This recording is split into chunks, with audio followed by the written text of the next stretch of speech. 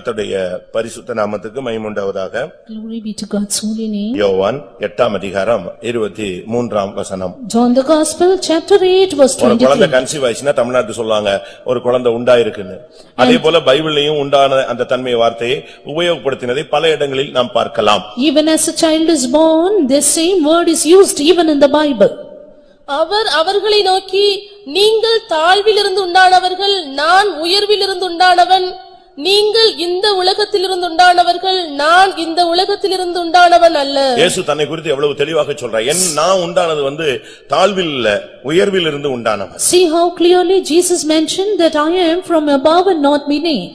இப்படி நம் வேதத்துல சில வார்த்தைகளை தெளிவாக விளங்கிக் கொள்ள முடியும். Likewise clearly we understand certain words from the Bible. காயினை குறித்து வேதத்திலே பார்க்கும் பொழுது About Cain we read in the word of God. அவன் பிறந்த பொழுது தேவனால் ஒரு பிள்ளையை பெற்றேன் என்று அந்த தாய் சொல்லுகிறார். That when he was born, the mother said, I beget from the Lord. ஆனால் அவனுடைய செயல்பாடுகள் தீங்காக அமைந்த பொழுது But when his activities were wrong, 1 யோவான் 3:12 பார்க்கும் பொழுது we read in 1 John 3:12. Coin பொல்லாங்கினால் உண்டாயிருந்து பொல்லாங்கானவைகளை செய்து தன் சகோதரனை கொன்று போட்டான் என்று வேதம் சொல்லுகிறது. The word of God says Cain was of that wicked one and slew his brother. அப்ப இதிலிருந்து என்ன விளங்கிக் கொள்றோம்? From this what do we understand? பொல்லாங்கனால் உண்டானவர்கள் இருக்கிறார்கள், தாழ்விலிருந்து உண்டானவர்கள் இருக்கிறார்கள். There are the people who are of the wicked one, who are of beneath. பொல்லாங்கனால் உண்டாயிருந்தால் நீ சகோதரனை பகைப்பாய். If you are of the wicked one, you will hate your brother. யோவான் 8ஆம் அதிகாரம் 44ஆம் வசனத்தை பார்க்கும் பொழுது Turning to John the Gospel 8:44. நீங்கள் உங்கள் பிதாவாகிய பிசாசினால் உண்டானவர்கள். நீங்கள் உங்கள் பிதாவாகிய பிசாசினால் உண்டானவர்கள் என்று இயேசு பேசுகிறார். Jesus said, Ye are of your father the devil. நீங்கள் பிசாசினால் உண்டானவர்கள். Ye are of the devil. நீங்கள் தாழ்விலிருந்து உண்டானவர்கள். Ye are of beneath. நீ பொல்லாங்கனால் உண்டாயிருந்தவன். Ye are of the wicked one. இவைகள் எந்த அடிப்படையில இயேசு சொல்லுகிற வார்த்தைகள்? On what basis did Jesus say this? அவருடைய பிறப்பின் தன்மையில் உள்ள அந்த செயல்பாடுகளில் உள்ள குறைபாடுகள். And what are the lackings in the activities of their births? ஒரு தேவனுடைய பிள்ளை இந்த சபையில பிறந்தான் சொன்னா தேவனால் பிறந்தவன் அவன் எப்படி வாழ வேண்டும் என்பதை நாம் விளங்கணும். என்ன அடையாளம் என்பதை நாம் புரிந்து கொள்ள வேண்டியது அவசியம். If a child of God is born of God in this church, then he need to know the activities of his life and the way of his life. நீங்க சரியான விதத்துல தேவனால் பிறந்தவர்களா இந்த சபையில் இருங்கள். Be in a right way of being born of God in this church. இந்த சபையில இருந்துகிட்டு நீங்க வித்தியாசமான ஒரு கண்ணோட்டத்துல இருக்க கூடாது. Being in the church, you should not be having a different view. Abraham வீட்டில் 2 சந்ததிகள் காணப்பட்டது. There were 2 generations in the house of Abraham. ஒன்று அடிமையானவரிடத்தில் பிறந்தவன், One born of the bondwoman, மற்றொன்று சுயாதீனமானவரிடத்தில் பிறந்தவன். the other born of free woman. அடிமையானவரிடத்தில் பிறந்தவன் இஸ்மவேல், Born of bondwoman is Ishmael. சுயாதீனம் உள்ளவரிடத்தில் பிறந்தவன் ஈசாக்கு. Born of the free is Isaac. ஈசாக்கு வாக்குத்தத்த சந்ததி என்று அழைக்கப்பட்டான். Isaac was known the seed of the அந்த promise. பிறப்புல உள்ள வித்தியாசம் அவனை உன்னதமான நிலவரத்துக்கு திருப்பி விட்டது. The difference in his birth made him lifted up. அதனால நம்முடைய ஆவிக்குரிய பிறப்பு மிகவும் முக்கியமானது. Therefore our spiritual life matters much. நீங்க பெண்டிகாஸ்ட் சர்ச்சில் நீங்க இருக்கலாம். You may be in the Pentecostal church. இந்த சர்ச்சுக்காக நீங்கள் எவ்வளவோ தியாகம் பண்ணலாம். You may make a lot of sacrifice. எவ்வளவோ நாம் காணிக்கைகளை கொடுக்கலாம். And give a lot of offerings. மற்ற சபைகளை காட்டிலும் நம்ம அதிகமாக காணிக்கை தசமம் என்று அதிகமாக கொடுக்கிறோம். We pay much of tithes and offerings rather than other churches. அதிகமான விதத்தில் நாம் நம்மை இதற்குள்ள உட்படுத்திக் கொள்கிறோம். Yes, we indulge ourselves much more than other fellowships. அது தவறல்ல. That isn't wrong. ஆனா இவைகளுக்கு அப்பால் உன்னுடைய பிறப்பு மிகவும் முக்கியமானது. But beyond that, your birth is what matters greatly. இன்னைக்கு நம்முடைய பிறப்பை குறித்து தான் நாம் விளங்கிக் கொள்ள வேண்டியது அவசியம். Today we need to understand about our birth. தேவனால் பிறந்தால் உனக்கு 7 அடையாளம் இருக்கும். If you are born of God, you will have 7 identifications. அததான் நான் இப்பொழுது உங்களுக்கு முன்பாக வைக்க விரும்புகிறேன். Let me place that before you right now. எப்படி உலக பிரகாரமா ஒரு பிள்ளை பிறந்ததுக்கு சில அடையாளங்களை சொல்றாங்களோ, As to how they identify the child born in this world. பொண்ணு பையன் வீட்டுல உள்ளவங்க கேட்பாங்க குழந்தை பிறந்துச்சுன்னா பிள்ளை யாரு மாதிரி இருக்கு, பிறந்த உடனே அவங்க வந்து பாக்குறதுக்கு முன்னாலே கேட்பாங்க யார மாதிரி இருக்குடா, நம்ம வம்சம் மாதிரி இருக்கா அந்த வம்சம் மாதிரி இருக்கான்னு கேட்பாங்க. The people on the boys side will ask, how is your son? How does he look like? அப்படிதானே கேட்பாங்களா இல்லையா? கேட்பாங்க, கட்டாயம் கேட்பாங்க. They will surely ask. அப்படியே உரிச்சு வச்ச மாதிரி அந்த சைடு மாதிரி போயிடுச்சே அப்படிமா. And they will say he represents that side. இப்படிலாம் நமக்கு எல்லாரும் பேசுறது நம்ம சபையிலே பாதி பேர் அப்படித்தான் பேசுறாங்க. Yes, half of the people in our church itself speak like that. நான் என்ன சொல்றேன், இந்த சபையில நீ பிறந்துட்ட, உன் சாயல் எப்படி இருக்கு? You are born in this church, but how is your likeness? How is your speech? உன் பழக்கம் எப்படி இருக்கு? How is your habits? நீ எந்த சைடு, லெஃப்ட் ஆர் ரைட் ஆன்னு இப்ப கண்டுபிடிக்கணும். And now find out to which side you belong to. அதுதான் இப்ப நம்ம தேவவேத வசனத்துல நம்ம நிதானிக்க வேண்டிய ஒரு காலம். That is what we are going to discern from the word of God. இன்னைக்கு अनेகருக்குள்ள இந்த அடையாளங்கள் இல்ல. Today many do not have these identifications. தேவனே பிறக்கும்போது இப்படிப்பட்ட அடையாளங்களை நமக்குள்ள கொண்டு வர்றார். Being born of God, we are recognized by these identifications. இயேசுவை பார்த்தா looking at Jesus, சாயலே கண்டுபிடிக்க முடியலையா? they could not find out his likeness. மரியாளையும் காணோம், யோசேப்பையும் காணோம். Mary was not, Joseph was not in his likeness. ஆனா ரொம்ப அழகா இருக்கார். 10000களில் சிறந்தவர், வெண்மையும் சிவப்புமானவர். But he was fairer than 10,000. He was white and ruddy. சரித்திர ஆசிரியன் சொல்றான், ஒரு ட்ரிப் அவரை பார்த்துட்டான்னா அப்படி பின்னாலே போயிட்டே இருப்பானா. Historians say once you see him, you will be behind him. அப்படி ஈர்ப்பு சக்தி. Such an attractive power. ஒருத்தனை அப்படி பார்த்துட்டாருன்னா, அவன் அவரை நேரடியா பார்த்துட்டான்னா, அதுக்கு பிறகு பிசினஸ், மனைவி, பிள்ளை, வீடு, ஆடு, மாடு, தோட்டம், துறவு ஒண்ணுமே அவன் சிந்தையில வராது. அவன் மைண்ட் ஃபுல்லா இவர் பின்னாலேயே போயிட்டு இருப்பான். Once he has a direct look toward a man, he will be behind him and he will forsake his family and everything that he has. சாப்பாட மறந்துட்டான். He forget his food. அந்த சாயல்ல அப்படியே போயிட்டே இருக்கான். உம்முடைய சாயலில் நான் திருப்தியாவே. He will just follow his likeness, being satisfied with அந்த it. வார்த்தையிலேயே அவன் ஜீவன் அடைஞ்சிட்டு போயிட்டே இருக்கான். He will just get life through his words. 3 நாள் ஆயிருச்சு. 3 days. இயேசு சொன்னாரு, Jesus said, இவங்க வழியில ஒண்ணுமே புசிக்கல. they had not eaten on the way. அவனுக்கு இப்ப பசி வரல. And they are not still hungry. ஏன்னா வார்த்தையில பலன் அடைஞ்சிட்டே வந்துட்டு இருக்கான். Because they are made strong by my word. But இவனை இப்படி இழுத்துட்டே போக முடியாது. But I cannot drag them all the way. அவனை எல்லாரும் வீட்டுக்கு அனுப்பு. Send them home. போகட்டும். Let them go. ஆனா போகிற வழியில இவன் சோர்ந்து போயிடக்கூடாது. அதனால போஜனம் கொடுத்து அனுப்பு. 3 நாள் கழிச்சு அவனும் போஜனத்தை மறந்துட்டான், இவரும் போஜனத்தை மறந்துட்டாரு, எல்லாத்தையும் மறந்துட்டான். ஏன்னா அந்த ஈர்ப்பு சக்தி. But give them food that they may not faint on the way. But 3 days they forgot the food because of that attractive power. அந்த தேவனுடைய சாயல் அவருக்குள்ள இருந்தது. That likeness of God was in Jesus. அந்த மனதுருக்கம், that compassion, அந்த கனிவுடைய வார்த்தைகள், that kind word, அவருடைய பார்வை, this look. அவருடைய திரும்பி பார்த்தாருன்னா ஒருத்தன் அப்படியே உடைஞ்சு நொறுங்கி போயிடுவான். If he would turn and see, one would break his heart. அங்க அரண்மனையில அடிபடுகிறார். And he was beaten in the palace. பயங்கரமான வேதனைக்குள்ள போய் கொண்டிருக்கிறார். He was in terrible pain. பேதுரு மறுதலிக்கிறான். Peter denied. இரண்டாவது நேரம் மறுதலிக்கிறான். The second time denied. மூணாவது நேரம் மறுதலிக்கிறான். Denied thrice. மறுதலிச்ச உடனே அந்த சேவல் கூவிருச்சு. And the cock crew. அந்த சவுண்ட கேட்ட உடனே இவனுக்கு பழையதெல்லாம் ஞாபகத்துக்கு வந்துருச்சு. Soon he came to remember the old things. நம்மள இப்படி சொன்னாரேன்னு. He said like this. டக்குன்னு அவரை திரும்பி பார்க்கறான். Jesus turned back. அவர் என்ன கண்டிஷன்ல இருக்காரு? And in what condition Peter was? அவர் அவனை பார்த்து கொண்டிருந்தார். He looked at him. அவருக்கு சிலுவையில அந்த அவனுங்க அடிக்கிறது, கன்னத்துல அடிக்கிறது, முள்முடி சுட்டுறதெல்லாம் இல்ல. இவன் மறுதலிக்கிறானேன்னு அவனை பார்த்துக்கிட்டே இருந்தார். இவன் திரும்பி அவரை பார்த்தான். அப்படியே வெளியே ஓடினவன் அந்த ஒரே பார்வையில வெளியே ஓடி மனம் கசந்து நொறுங்கி ஓன்னு அழுதுட்டான். ஒரு பார்வை. Jesus was not worried about his pain, but he was all the time worried about Peter and turned back and looked once and Peter fled away and wept bitterly. ஒன்னு நீ அவரை நோக்கி ஒரு விசை பார், இல்லாவிட்டா அவர் ஒரு விசை உன்னை பார்க்க இடம் கொடு. Either you look at him once or give place that he may look at you. உன் வாழ்க்கையே மாறிடும். Your life will change. நீ தேவனால் பிறந்தவனா இருந்தால் அந்த காரியம் உனக்குள்ள நடக்கும். If you are born of God, this thing will take place. முதல் அடையாளம். First sign. 1 யோவான் 2ஆம் அதிகாரம் 29ஆம் வசனம். 1 John chapter 2 verse 29. அவர் நீதியுள்ளவராய் இருக்கிறார் என்று உங்களுக்கு தெரிந்திருப்பதினால் நீதியை செய்கிறவன் எவனும் அவரில் பிறந்தவன் என்று அறிந்திருக்கிறீர்கள். நீதியை செய்கிற எவனும் அவரால் பிறந்திருக்கிறான்.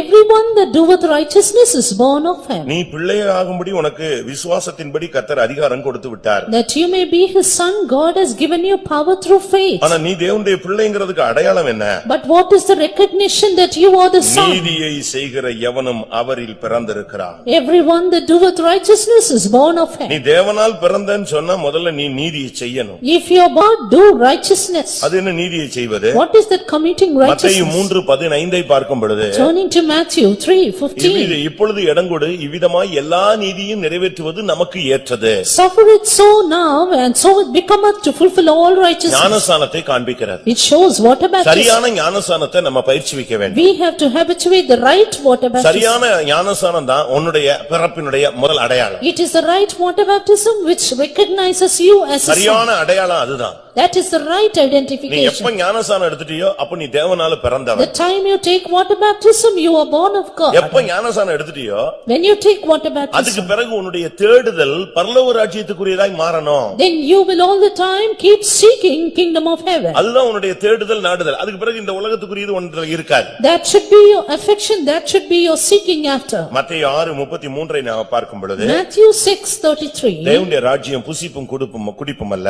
The kingdom of God is not. முதலாவது நீங்கள் தேவனுடைய ராஜ்யத்தையும் அது நீதியையும் தேடுங்கள். Seek ye the kingdom of God and his righteousness first. ஒரு நீதினா தேவனுடைய ராஜ்யத்தை நீ தேடணும். You have to seek the kingdom of God. நீதியை செய்கிற எவனும் தேவனால் பிறந்தவன். Everyone that doeth righteousness is born of God. இன்னைக்கு நம்ம எத்தனை பேர் நீதி செய்கிறோம்? Today, how many of us do righteousness? ஆவிக்குரிய ஜீவிதத்துல வந்துட்ட பிறகு After coming to spiritual life, சரியான ஞானஸ்நானத்துக்கு கீழ்ப்படியுங்க. you should obey the right water baptism. ஞானஸ்நானத்துல எந்த குறைபாடும் வரக்கூடாது. There should be no shortcoming in your water baptism. நான் தர்மபுரி பகுதியில் இருந்தபோது When I was in Dharmapuri, அங்க ஒரு வீட்ல ஒரு பிரேயர் நடந்தது. there was a prayer in a house. அது ஒரு ஏஜி சர்ச்சில் உள்ள ஒரு பையன் வந்தான். And a boy from AG church came there. நான் அவன்கிட்ட கேட்டேன், தம்பி நீங்க ஞானஸ்நானம் எடுத்துட்டியா? I asked him, brother, are you baptized? இல்ல இன்னும் எடுக்கல. He said, not yet. நீ ஏஜில எடுக்கலாமே. No, you could have taken in AG. எடு, அதுல கூட எடு, பரவாயில்ல. You can take there. தப்பு கிடையாது. It's not wrong. நீ எடு. You go and take. இல்ல நான் இப்ப எடுக்கிற மாதிரி இல்ல. No, I am not in a position to take. ஏன் கேட்டேன். Why? எந்த பாஸ்டரும் சரியில்லை, எவனுமே சரியில்லை. None of the pastors are right, he said. இது அருமையான பதில். This is a good answer. அப்ப நான் சொன்னேன், உனக்கு யார் நல்லவங்கன்னு பார்த்து அங்க போய் வேற சபையில போயிடு. Then I told him, see the right one and go and take there. நானும் 4-5 இடத்துக்கு போய் பார்த்தேன், எல்லார பத்தி எவ்வளவோ ரிப்போர்ட் சொல்றாங்க. I went to 4 or 5 places, but there are evil reports of everyone. நான் சொன்னேன், நீ இப்படி தெருவா சுத்திட்டே இருந்தேன்னா சாகர வரைக்கும் ஒருத்தனும் உனக்கு நல்லவனா தெரிய மாட்டான், நீ சாகர வரைக்கும் ஞானஸ்நானம் எடுக்க முடியாது. I said, if you go and roam in streets like this, you cannot take water baptism till the end. அப்ப என்ன செய்யறதுன்னா, Then what to do here? இயேசுவே கீழ்ப்படிஞ்சு யோவான் சானகன் மனுஷன் அவன் கையில ஒரு ஞானஸ்நானம் எடுத்துட்டாரு. இதுல போய் நீ இப்ப ஆளை தேடிட்டு அலையாத, சத்தியத்துக்கு மட்டும் தேடு. Jesus himself, he was God, but he sought for John the Baptist who was man to be baptized. சத்தியத்தின்படி எங்க ஞானஸ்நானம் கொடுக்கறானோ அங்க எடு. Wherever water baptism is given according to the truth, go take it. ஆனா ஒண்ணு. But one thing. இப்ப நீ இந்த கேள்வியை கேட்டுட்ட, எவனும் சரியில்லை, அதனால எவன் கையில எடுக்கிறதுக்கு ரெடி இல்லன்னு. And you said, no one is right, therefore I don't want to take with இனி him. அடுத்த சந்ததி இதே மாதிரி தான் ஸ்பீட்ல வரும். Even the next generation will be in the same speed. சரியா இருக்கிற ஆள்கிட்ட தான் எடுக்கணுமா? I should take only with the right person. என்ன பண்ணு? Then what will இந்த do? உன் கேள்விக்கு பதில் கொடுக்க முடியாத, உன்னை மாதிரியே கேள்வி கேட்கிறவனுக்கு பதில் கொடுக்க முடியாத நீ ஊழியத்துக்கு வந்துரு. To give the answer to such a person, you come into the ministry. அடுத்து நீ செய்ய வேண்டியது என்ன? The next thing you ought to do, எவனும் குற்றம் சாட்ட முடியாத ஒரு பாஸ்டரா நீ மாற வேண்டும். you should become a pastor whom no man can ஏன்னா இன்னைக்கு blame. உள்ள கேள்வி, நீ உன் மண்டையில உதிச்ச கேள்வி இனிமே உள்ள சந்ததிக்கு ரொம்ப உதிக்கும். அப்படி ஒருத்தன் தேடும் போது நீ ஒரு நல்ல பாஸ்டர் இருக்கிறேன்னு சொல்லி உன்கிட்ட வந்து எடுப்பான். Because the question that happened to come into your mind will come into the future generation. And when they come seeking, you should be the right pastor. அதோட அவன் ஆஃப் ஆகி போயிட்டான். With that, he was put off. முதல்ல நீ இயேசுவே ஞானஸ்நானம் எடுக்கும்போது நீ பெரிய கதையெல்லாம் பேச வேண்டிய அவசியம் கிடையாது. Jesus himself took water baptism with a man, and you need not speak a story. பிதா குமாரன் பரிசுத்த ஆவி நாமத்திலே எடு. Take in the name of the Father, Son and Holy Ghost. முழுக்கு ஞானஸ்நானம் எடு. Take immersion baptism. அபிஷேகம் பெற்ற ஒரு நல்ல ஊழியக்காரன் கையில எடு. In the hand of a one spirit baptized one. இந்த மூணு நிறைவேற்றதுக்கு உனக்கு சக்தி இருந்தா உடனே கீழ்ப்படிஞ்சிரு. If you can fulfill all the three, soon obey. உடனே இடம் கொடுத்துரு அந்த விஷயத்தை. Soon give place to water baptism. யோசிக்காத. Don't think. டைம் வேஸ்ட் பண்ணாத. Don't delay. தாமதிக்கிறது என்ன? Why do you delay? நீ எழுந்து ஞானஸ்நானம் பெற்று உன் பாவங்கள் போக கழுவப்படு. Take water baptism and be washed of your sins. நீ லேட் பண்ண உன்னுடைய குஷ்டரோகம் டெவலப் ஆகிட்டே இருக்கும். கையை மடக்கும், காலை மடக்கும், மூஞ்ச மடக்கும், ஒண்ணா இழுக்கும். Even as you delay, your leprosy will attack every member of your body. அப்படிதானே? Is it not? நீ தாமதிக்க Even as- நாகமான் குஷ்டரோகியாவே இருக்கலாம். Even as you delay, Naaman would remain a leper. எவ்வளவு ஃபாஸ்டா நீ கீழ்ப்படிறியோ அவ்வளவு ஃபாஸ்டா நீ சுகமாவாய். How soon you obey, so soon you will be healed. 1 தீமோத்தேயு 6:11 நாம் பார்க்கும் பொழுது Turning to 1 Timothy 6:11. தேவனுடைய நீதியை நீ நாடு, You seek for the righteousness of God. தேடு, அதை நாடு, You seek and find it. முடிந்த அளவு அதை நிறைவேற்று. And you fulfill it. அதுதான் ரொம்ப முக்கியம். That is very important. நீதி என்பது ஞானஸ்நானத்தோட நின்றது அல்ல. Righteousness does not stop with water அது ஒரு baptism. Life style. It is a life. அதனால தான் வேதம் என்ன சொல்லுகிறது? Therefore, what is the word of God? வெளிப்படுத்தல் 22:17 சொல்லி இருக்கிறது, நீதி உள்ளவன் இன்னும் நீதி செய்யட்டும். Revelation 22:11 says, He that is righteous, let him be righteous ஞானஸ்நானத்தோட too. நீதி முடிகிறது அல்ல. The righteousness does not stop with water வெளிப்படுத்தல் என்ன baptism. சொல்லி இருக்கிறது? What is it said in Revelation? சுத்தமும் பிரகாசமான மெல்லிய வஸ்திரம் தரித்துக் கொள்ளும்படி அவளுக்கு அளிக்கப்பட்டது, அது பரிசுத்தவான்களுடைய நீதிகளே. To her was granted that she may be arrayed in fine linen, clean and white, for the fine linen is the righteousness of saints. பழைய ஏற்பாட்டு நீதி கண்ணுல ஒருத்தன் குத்திட்டானா இன்னொரு கண்ணை குத்திரலாம், நீயும் குத்திரலாம். Old Testament righteousness is one would prick your eye, then you can prick his eye. ஆனா புதிய ஏற்பாட்டுல அப்படி அல்ல. But not that in the New Testament. உன்னிடத்துல கேட்கிற எவனுக்கும் கொடுத்துட்டு போய்கிட்டே You இருக்க. give to all those who ask of you. நீ போய் நஷ்டத்தை பொறுத்துக்கொள்னு சொல்றார். Suffer, defraud, he says. 1 கொரிந்தியர் 6 அதிகாரத்துல பவுல் பேசும் பொழுது, When St. Paul speaks in 1 Corinthians 6, நீங்கள் அவிசுவாசி சகோதரனோடு சகோதரன் வழக்காடுகிறான், he says, brothers, they defraud with one another. அவிசுவாசிகளுக்கு முன்பாகவும் அப்படி செய்கிறான். And even before the unbelievers. அப்படி செய்கிறதை விட நீங்கள் ஏன் நஷ்டத்தை பொறுத்துக்கொள்ள கூடாது? And why don't you suffer to be defrauded rather than that? அப்படித்தான் பைபிள் கேட்கிறது. The Bible asks. அதனால பரிசுத்தவான்களுடைய நீதிங்கிறது நஷ்டத்தை இல்லாவிட்டால் கஷ்டத்தை பொறுத்துக் கொள்கிறது, சகித்துக் கொள்கிறது, விட்டு விடுகிறது. Therefore righteousness of saints is enduring, suffering, defraud and losses. இந்த ஊழியத்தினுடைய நோக்கம் என்ன? What is the purpose of this இந்த ministry? சபையினுடைய நோக்கம் என்ன? What is the purpose of the church? 2 கொரிந்தியர் 3 அதிகாரம் 9 வசனத்தின்படி 2 Corinthians 3:9 says, பழைய ஏற்பாட்டு ஊழியம் வேறு ஊழியம், புதிய ஏற்பாட்டு ஊழியம் நீதியை கொடுக்கும் ஊழியம். Old Testament ministry is different, while the New Testament is that which gives righteousness. நீதி செய்தா என்ன நடக்கும்? If you do righteousness, what will happen? நீதி செய்தால் உன் ஆத்துமா தப்புவிக்கப்படும். Then your soul shall escape. அதான் இந்த சத்தியத்தினுடைய முக்கியம். That is the importance of this truth. உன்னுடைய ஆத்துமா தப்புவிக்கப்படணும். If your soul should escape. எசேக்கியேல் 14 பார்க்கும் பொழுது, Turning to Ezekiel chapter 14. 14 வசனத்தை பார்க்கும் பொழுது, And verse 14 in that. அவர்கள் நீதியினால் தங்கள் ஆத்துமாவை தப்புவிப்பார்கள். It says they shall save their souls by the righteousness. ஞானஸ்நானம் எடுத்து இந்த பரிசுத்தவான்களுடைய நீதிக்கு உன்னை ஒப்புக்கொடுத்து நீதி உள்ளவனாய் உன்னை மாற்றிக்கொண்டே வந்தால், இன்னும் நீ நீதி செய்து கொண்டே வந்தால், ஒரு கட்டத்தில் வரும் பொழுது உன்னுடைய ஆத்துமா தீங்குகளுக்கும் பொல்லாப்புகளுக்கும் கண்ணிகளுக்கும் தப்புவிக்கப்படும்.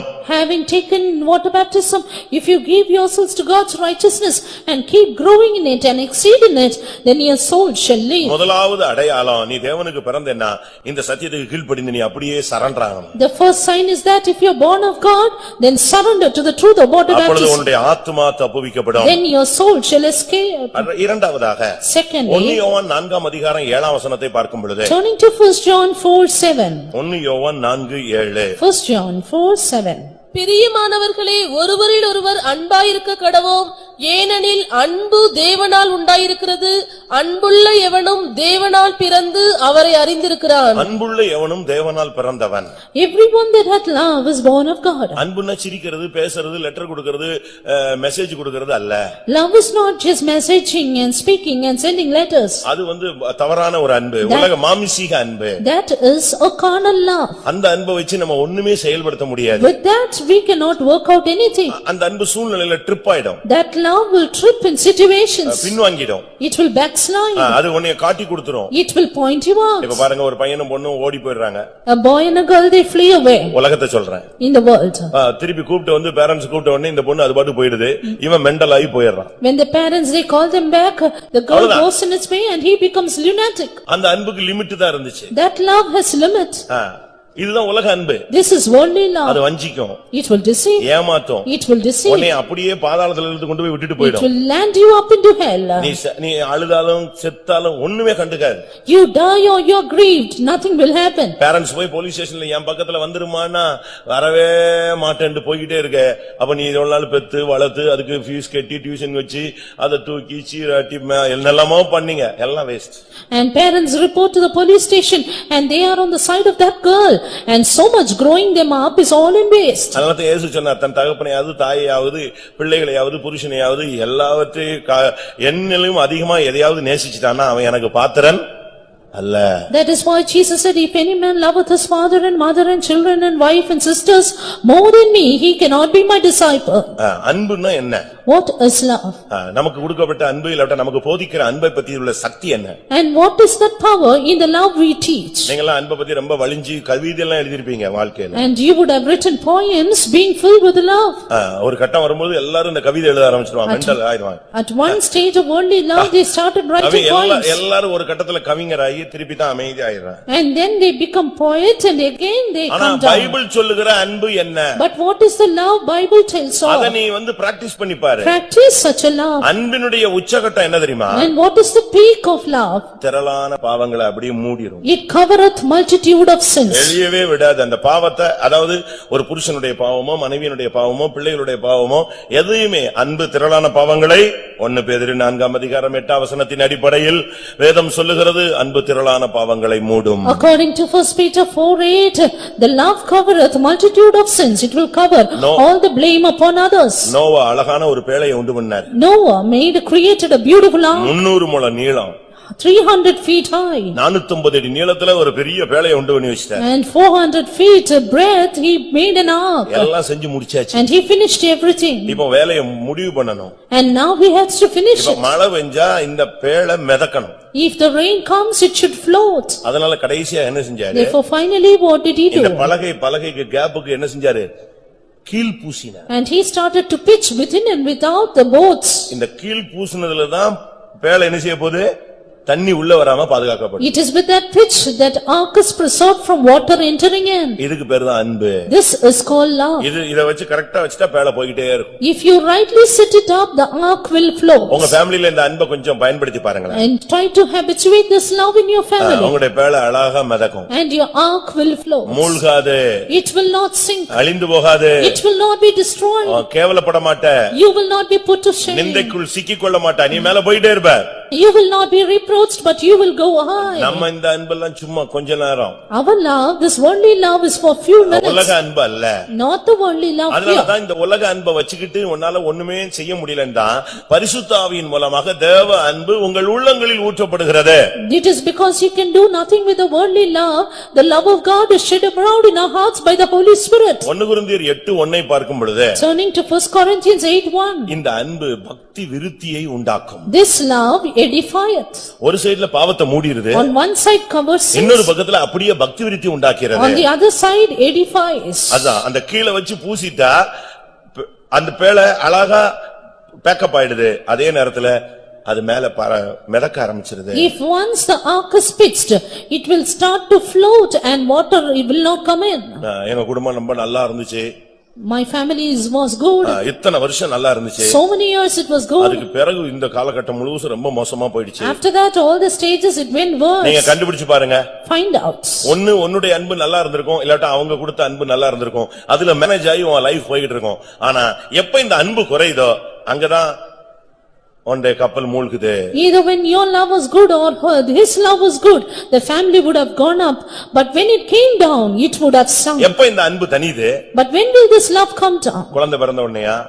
Was it when the child was இல்ல born? வேலை கிடைக்காம போன உடனேயா? Or when you did not get a இல்ல job? வருமானம் குறைஞ்சதுனாலயா? Or when you did not have income? அப்படி அல்ல. No, it's not like அன்பு that. குறையிறதுக்கு ஒரே ரீசன் பைபிள்ல ஒரு ரீசன் தான் சொல்லிருக்கு. There's one reason for the decrease in love. அக்கிரமம் மிகுதியாவதினால் அன்பு தனியும். Because iniquity shall wax great, love of God shall wax cold. மத்தேயு 24:12 இந்த வார்த்தை இருக்கிறது. Matthew 24:12 says எப்போ this. ஃபேமிலில புருஷனுக்குள்ளேயோ மனைவிக்குள்ளேயோ இல்ல பிள்ளைகளுக்குள்ளேயோ எங்க அக்கிரமம் உள்ள நுழையுதோ, கிரமத்துக்கு மாறானதெல்லாம் அக்கிரமம்.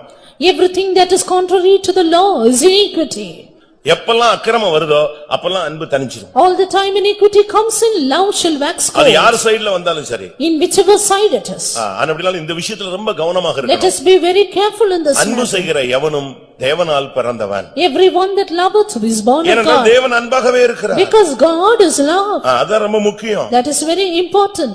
கலாத்தியர்ல நான் பார்க்கும் பொழுது Reading in Galatians 5ஆம் அதிகாரம் 13ஆம் வசனத்திலே chapter 5 verse 13. அன்பினாலே ஒருவருக்கொருவர் ஊழியம் செய்யுங்கள்னு சொல்லிருக்கு. You serve one another with love. இது எந்த ஊழியம்? What ministry is this? நாங்க செய்யற ஊழியமா? Is this ministry we do? இந்த கலாத்தியர் 5:13ல சொல்லப்பட்ட ஊழியம் நாங்க செய்யற ஊழியமா? என்னன்னு Galatians 5:13, the ministry, is it this ministry that we do? கலாத்தியர் 5:13 சொல்லப்பட்ட ஊழியம் குடும்பத்துல நீ செய்யற வேலை. Galatians 5:13 says about the work you do in your family. இது கல்யாணத்துல பிரசங்கம் பண்ண வேண்டிய ஒரு வசனம். This is a words to be preached in during weddings. நீங்கள் மாம்சத்துக்கு ஏதுவாக குடும்ப வாழ்வை அனுசரியாமல் அன்பினாலே ஒருவருக்கு ஒருவர் ஊழியம் செய்யுங்கள். Use not liberty for an occasion to the flesh, but by love serve one another. புருஷன் மனைவிக்கு செய்யறத ஒரு ஊழியமா செய்யணும். Husband doing to the wife should be a service. மனைவி புருஷனுக்கு செய்யறத ஒரு ஊழியமா செய்யணும். What wife does to the husband should be a service. கடமையா செய்யக்கூடாது. It should not be duty bound. கடமையா செஞ்சா பிளேட்ல இருந்து சோறு தெறிக்கும். If it is duty bound, the rice will just splash out of the flight. நான் ஒரு ஃபெய்தம்ல சின்ன பிரதரா இருந்தேன். I was a junior brother in a faith home. அதனால அப்பப்ப ஃபெய்தம்ல கிராச்சஸ் எல்லாம் வரும். There will be scratches during that time between us. அங்க 7 sisters. There were 7 sisters. நான் வந்து assistant. And I was the assistant brother. அந்த பெரிய அம்மச்சி பெரிய அந்த சிஸ்டரும் பெரிய பிரதரும் இந்த மேட்டருக்குள்ள வர மாட்டாங்க. Elder sister and brother in charge will not come into this matter. நான் தான் இவங்களுக்கு மீடியேட்டர் மாதிரி காபி வாங்கி கொடுக்கிறது, சாப்பாடு வாங்கி கொடுக்கிறது, மீன் வாங்கிட்டு வர்றது, கடைக்கு போறது, எல்லா எடுபடி வேலைகளும் நான் தான். I used to do all of the work like going to shops, getting them coffee and things like that. அவங்களுக்குள்ள அந்த 7 பேருக்குள்ள திடீர்னு டிவிஷன் ஆயிடுவாங்க. Suddenly there will be divisions between the 7. ஒவ்வொரு நாளும் ஆள் கட்சி மாறும், ஆள் மாறும், எல்லாம் மாறும். மாறிக்கிட்டே இருக்கும்போது என்ன ஏதாவது ஒரு கட்சியில அவங்களே உறுப்பினர் ஆக்கிடுவாங்க. Every day they will change their politics and they will involve me in it. அது நான் வெளிய போயிட்டு வரும்போது தெரிஞ்சுக்கலாம் இது எந்த குரூப்ல இருக்கு, நம்ம இன்னைக்கு எந்த குரூப்ல இருக்கோம் நமக்கே தெரியல. When I go out and come, I will know in which group I am. ஒரு நாள் மதர் ஆப்போசிட் கட்சியில போய் சேர்ந்துட்டாங்கன்னு நினைக்கிறேன். One day I think mother joined the opposite group. நான் வந்து உட்கார்ந்திருக்கிறேன். I was sitting in that party. உட்கார்ந்திருக்கிறேன். And I was sitting for the table. அவங்க எனக்கு tray எடுத்து வராங்க. And she brought me tray. வந்த ட்ரே வச்சிங்கனா பாத்தீங்கன்னா அந்த ஏர் பிரேக் அடிச்ச மாதிரி நிக்குது வந்து. And during that time she was as though the brake was on. அப்படி வந்து டேபிள்ல வச்சது வந்து ஏர் பிரேக் அடிச்ச உடனே அப்படி வண்டி ஒரு குலுங்குன மாதிரி சாம்பார் ரசம் எல்லாம் ஜோத்துக்குள்ள போய் கூட்டல வெளிய வந்து அப்படி வந்து நின்னுச்சு. அதுக்குள்ள அவங்க பிரேக் அடிச்சிட்டு போயிட்டாங்க. And she suddenly put in the brake and all the vessels were down and she went back. எனக்கு என்னடா இது ஒரு நேர சாப்பாடு இவ்வளவு மோசமான கண்டிஷன்ல வருது. I was then surprised as to why this food itself is in such a condition. அப்ப என்ன 20 வயசு. I was just 20 then. ஆமா ட்ரெய்னிங் முடிச்சு இப்ப தான் உள்ள இறங்கி இருக்கேன். Soon after the training I went in. 19 வயசுல அடையார் போனேன். 19 and a half I went to Adayar. கரெக்ட்டா 10 months ஒரு நாள் முன்ன பின்ன கிடையாது training முடிச்சிச்சு. Exactly 10 months my training was closed. நேரா பட்டாபுரம்ல கொண்டு போய் விட்டாங்க. Straight went to Pattabiram. அங்க போனா இந்த யூனியன் தகராறுல சிக்கி தவிக்கிறேன் நான். Where now tortured in this party politics. இப்போ வந்து ட்ரே வந்து உட்கார்ந்து அடிச்சு நின்னு பிரேக் அடிச்சத பார்த்தோனே எனக்கு அழுகையா வந்துருச்சு. சோத்துக்கு இவ்வளவு பாடுபட வேண்டியதாகி போச்சு அசிங்கமா. When I saw the dishes and the tray tumbling, I was just worried how much I had to suffer. இதே மாதிரி உங்க வீட்லயும் சில நேரத்துல ஏர் பிரேக்லாம் வரும். Likewise suddenly air brakes may be there in your house. அப்படியாவது சாப்பாடு கிடைச்சா போதுங்கறீங்களா? But do you say food is enough for me? உங்களுடைய நிலவரம் என்ன? What is your state? இதெல்லாம் பிரச்சனை வேற ஒண்ணுமே இல்ல. This is all problem but nothing else. நீங்க வீட்ல ஒருத்தருக்கு ஒருத்தர் செய்யறத கூட கடமை கட்டிவிட்டோம் வேற வழி இல்ல பிள்ளை பெத்துட்டோம் அப்படின்னு செய்ய கூடாது. ஊழியம் அந்த மனப்பான்மையில செய்யுங்கள் தான் பவுல் கலாத்தியர் சபைக்கு பேசுறாரு. Even that which you do in your family, do not do it duty bound, but Saint Paul says do it as a service. அந்த ஆள் பெத்துட்டாரேன்னு சொல்லிட்டு காப்பி கேட்டாருன்னா காப்பி கொடுக்கிறது பையனுடைய வேலை அல்ல. மல்கியால சொல்லி இருக்கிறது தகப்பன் தன் பிள்ளைக்கு ஊழியம் செய்கிறது போல. In the word of தனக்கு God, ஊழியம் செய்கிற மகனை தகப்பன் கடாட்சிப்பது போல அப்படின்னு தான் பைபிள் சொல்லுது. in the word of God it is said that as a father honoreth the son whom he serveth, so also you need to serve the father and not duty bound to it. புருஷனுக்கு செய்யறதையும் மனைவிக்கு செய்யறதையும் பிள்ளைகளுக்கு செய்யறதையும் பெற்றோர்களுக்கு செய்யறதையும் நீங்க ஊழியம் என்கிற கண்ணோட்டத்தோடு செய்யும் பொழுது அதுல குறைவே இருக்காது. ஏன்னா அன்பினால் ஊழியம் செய்யும். That which is done in your family, be it to your wife or to your husband or parents or children, do it as a service and then you can do it with love. இன்னைக்கு எத்தனை பேருக்குள்ள இப்படிப்பட்ட அன்பு இருக்கிறது? How many of you have such a love today? நம்மள எல்லாரும் அன்பு அன்புன்னு ரொம்ப சத்தமா பேசுறோம். All of us talk loud about love. ஆனா வேதம் என்ன சொல்கிறது? But what does the word of God say? அன்பு இருக்கா இல்லையான்னு கண்டுபிடிக்கிறதுக்கு சில வசனங்களை சொல்றார். Certain verses which show whether we have love or not. அவர் சொல்ற அன்பை பத்தி உள்ள வசனங்கள் என்ன? And what are those verses? வேதம் என்ன சொல்லுகிறது? What does the word of God say? அன்பை பத்தி என்ன சொல்லுகிறது? What does it say about charity? ஒளியிலே ஒருத்தன் இருக்கிறேன் என்று சொல்லியும் A man saying that he is in light. 1 யோவான் 2:9 பார்க்கும் பொழுது 1 John 2:9. ஒளியிலே இருக்கிறேன் என்று சொல்லியும் தன் சகோதரனை பகைக்கிறவன் இருளிலே இருக்கிறான். He that saith he is in light and hateth his brother is in darkness. அடுத்த வசனம் சொல்லுகிறது, Next verse தன் says, சகோதரனிடத்தில் அன்பு கூறுகிறவன் ஒளியிலே நிலை கொண்டிருக்கிறான். He that loveth his brother abideth in the light. அடுத்த வசனம் சொல்லுகிறது, Next verse தன் says, சகோதரனை பகைக்கிறவன் இருளில் இருந்து இருளிலே நடக்கிறான். He that hateth his brother is in darkness and walketh in அவன் darkness. போகும் இடம் தெரியாது. He does not know where he goes. பரலோகத்துக்கு போறவனுக்கு போற இடம் தெரியும், நரகத்துக்கு போறவனுக்கு தான் போற இடம் தெரியாது. Those who go to heaven know their destiny, but not those who go to hell.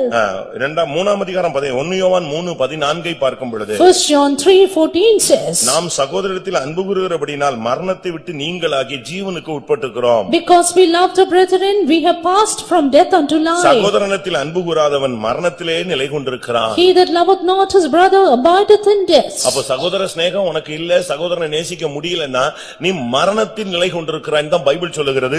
இருளில் இருக்கிறாய் என்று வேதம் சொல்லுகிறது. Therefore, if you have no brotherly love, the word of God says, you are in darkness, you are in death. 1 யோவான் 3:15 பார்க்கும் பொழுது Reading 1 John தன் 3:15. சகோதரனை பகைக்கிற எவனும் மனித கொலைபாதகன், அவனுக்குள் நித்திய ஜீவன் இராது. Whosoever hateth his brother is a murderer, and he hath no eternal life. ஒருவன் இவ்வுலக ஆஸ்தி உடையவனாய் இருந்தும் A man having the property of this world. 17 வசனம் சொல்லுகிறது, Verse 17 says, தன் சகோதரனுக்கு குறைச்சல் உண்டு என்று அவன் கண்டபொழுது And seeth his brother having need, அவன் தன் இருதயத்தை அடைத்துக் கொண்டால் அவனுக்குள் தேவ அன்பு நிலை கொண்டிருப்பது எப்படி? and shutteth up his bowels, how can love of God dwell in him?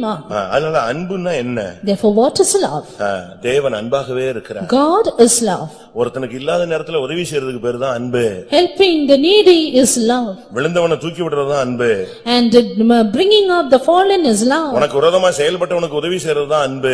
Helping those who are against you is love. அப்படிதான் பைபிள் சொல்லுகிறது. That's what the word of God says. நீங்க இந்த விஷயத்துல ரொம்ப கவனமாக இருக்கணும். You need to be very careful in this. உங்களுக்கு யாரெல்லாம் விரோதமா செய்றாங்களோ அவன் சத்துரு பசியா இருந்தால் அவனுக்கு ஆகாரத்தை கொடு.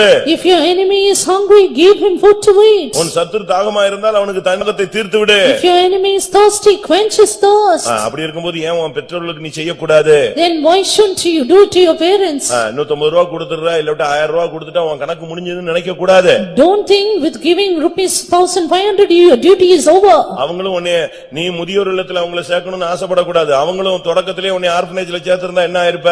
Don't desire to give them over to the old age home. If they had given you to the orphanage, what would happen to you? இது விளங்காத ஒரு பிள்ளையா இருக்கு அப்படின்னு சொல்லிட்டு அதுவும் அவங்களும் உன்னைய கொண்டு போய் எங்கயாவது மானாமதுரையில ஒரு ஆர்ஃபனேஜ் சேர்த்து விட்டுருந்தா எப்படி இருக்கும்? If they had admitted you to the orphanage in Manamadurai saying, I don't need this child, what would have been your state? அவங்க அப்படி செய்யலையே. They did not do that. முடிந்த அளவு உன்னை என்னெல்லாம் செஞ்சு உன்னை வளர்த்தானே செஞ்சாங்க. They grew up as much as they can. அதனால அன்புன்னா அது ஒரு ஊழியம். Therefore, love is service. அன்பினால ஊழியம் செய்யற ஊழியம் தான் எடுபடும். And service with love will be taken out. மூன்றாவதாக Thirdly, 1 யோவான் 5 அதிகாரம் 1 வசனத்தில் பார்க்கும் பொழுது 1 John chapter 5 verse 1. இயேசுவானவரே கிறிஸ்து என்று விசுவாசிக்கிற எவனும் தேவனால் பிறந்திருக்கிறான். 4 வசனம். தேவனால் பிறப்பதெல்லாம் உலகத்தை ஜெயிக்கும்.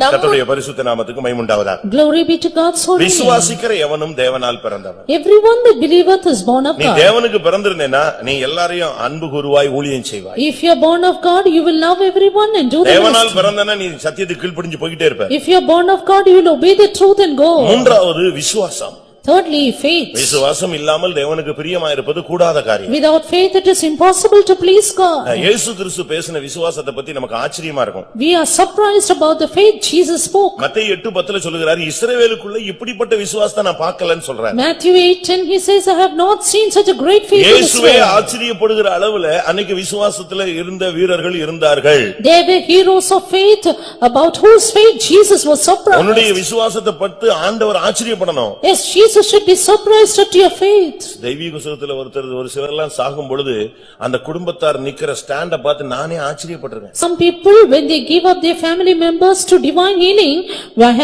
I was surprised at their faith. ஒரு சகோதரன் teacher, One brother was a teacher faith ஹோம்ல அப்படியே இறந்துட்டாரு. and he died in the faith home.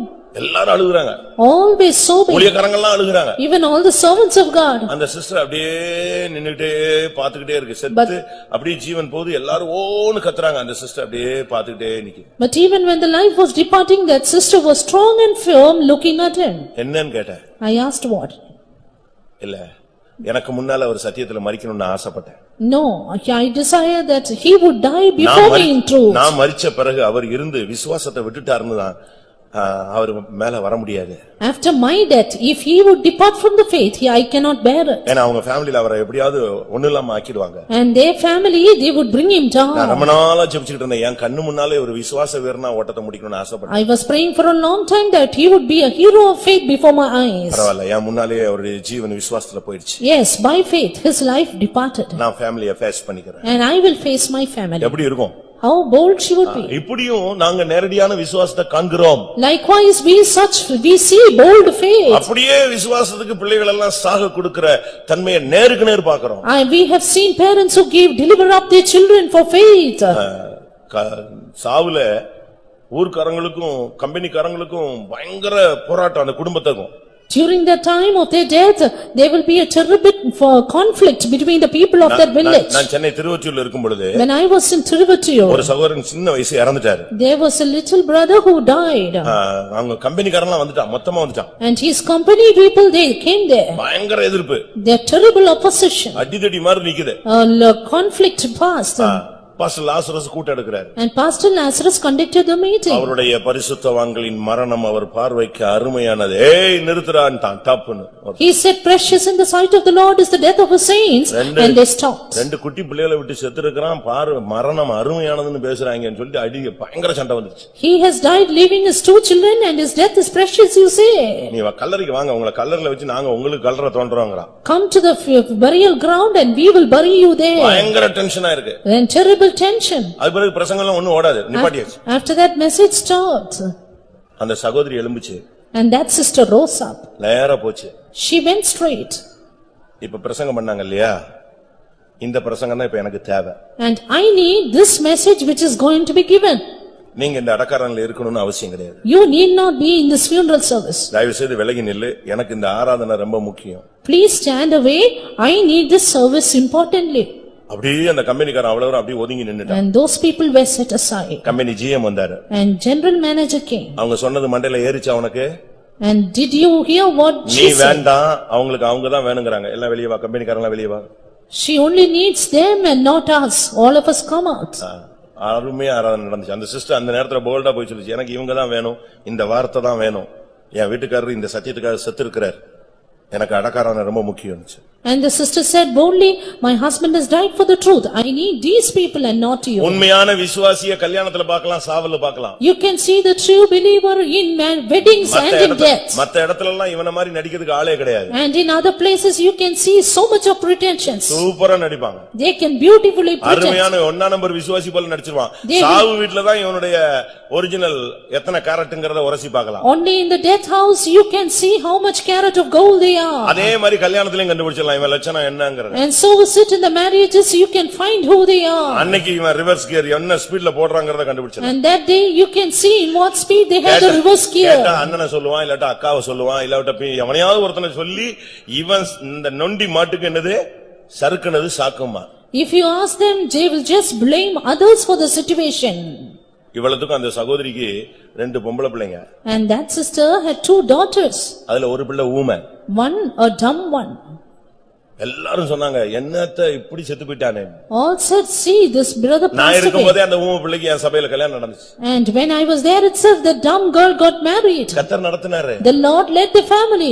தேவன் ஒருபோதும் உன்னை திக்கற்றவனாய் விட மாட்டார். God will never leave you fatherless. இந்த விசுவாசத்துக்காக நின்னவன் குடும்பம் சீரழிஞ்சதா பைபிள்ல கிடையாது, சபை சரித்திரத்துல கிடையாது. No, not in the Bible or in the history is written about the devastation of நாங்கள் the family. இடைவிடாமல் ஆராதிக்கிற தேவன் எங்களை தப்புவிக்க வல்லவராய் இருக்கிறார். அப்படி தப்புவியாமல் தெரியாமல் போனாலும் நாங்கள் நீர் உண்டின பொன்னின பொற்சிலையை பணிந்து கொள்வதில்லை என்று ராஜாவாகிய உமக்கு தெரிந்திருக்க கடவது.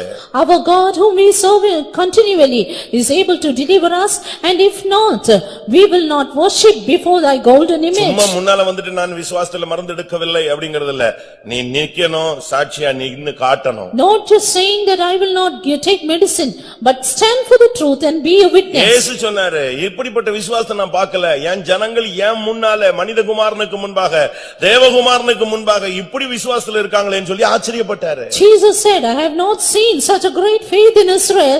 They stand before the faith, even before the Son of God. மத்தேயு 15:28 சொல்றார், ஸ்திரீயே உன் விசுவாசம் பெரியது. 15:28 of Matthew he says, O woman, great is thy இயேசு faith. ரெண்டு விதத்திலும் பேசினாரு. Two ways Jesus spoke. சீசர்கள் விசுவாசத்தை விட்டபோது அற்ப விசுவாசிகளேன்னு சொன்னாரு. When the disciples left faith, he said, O you of little faith.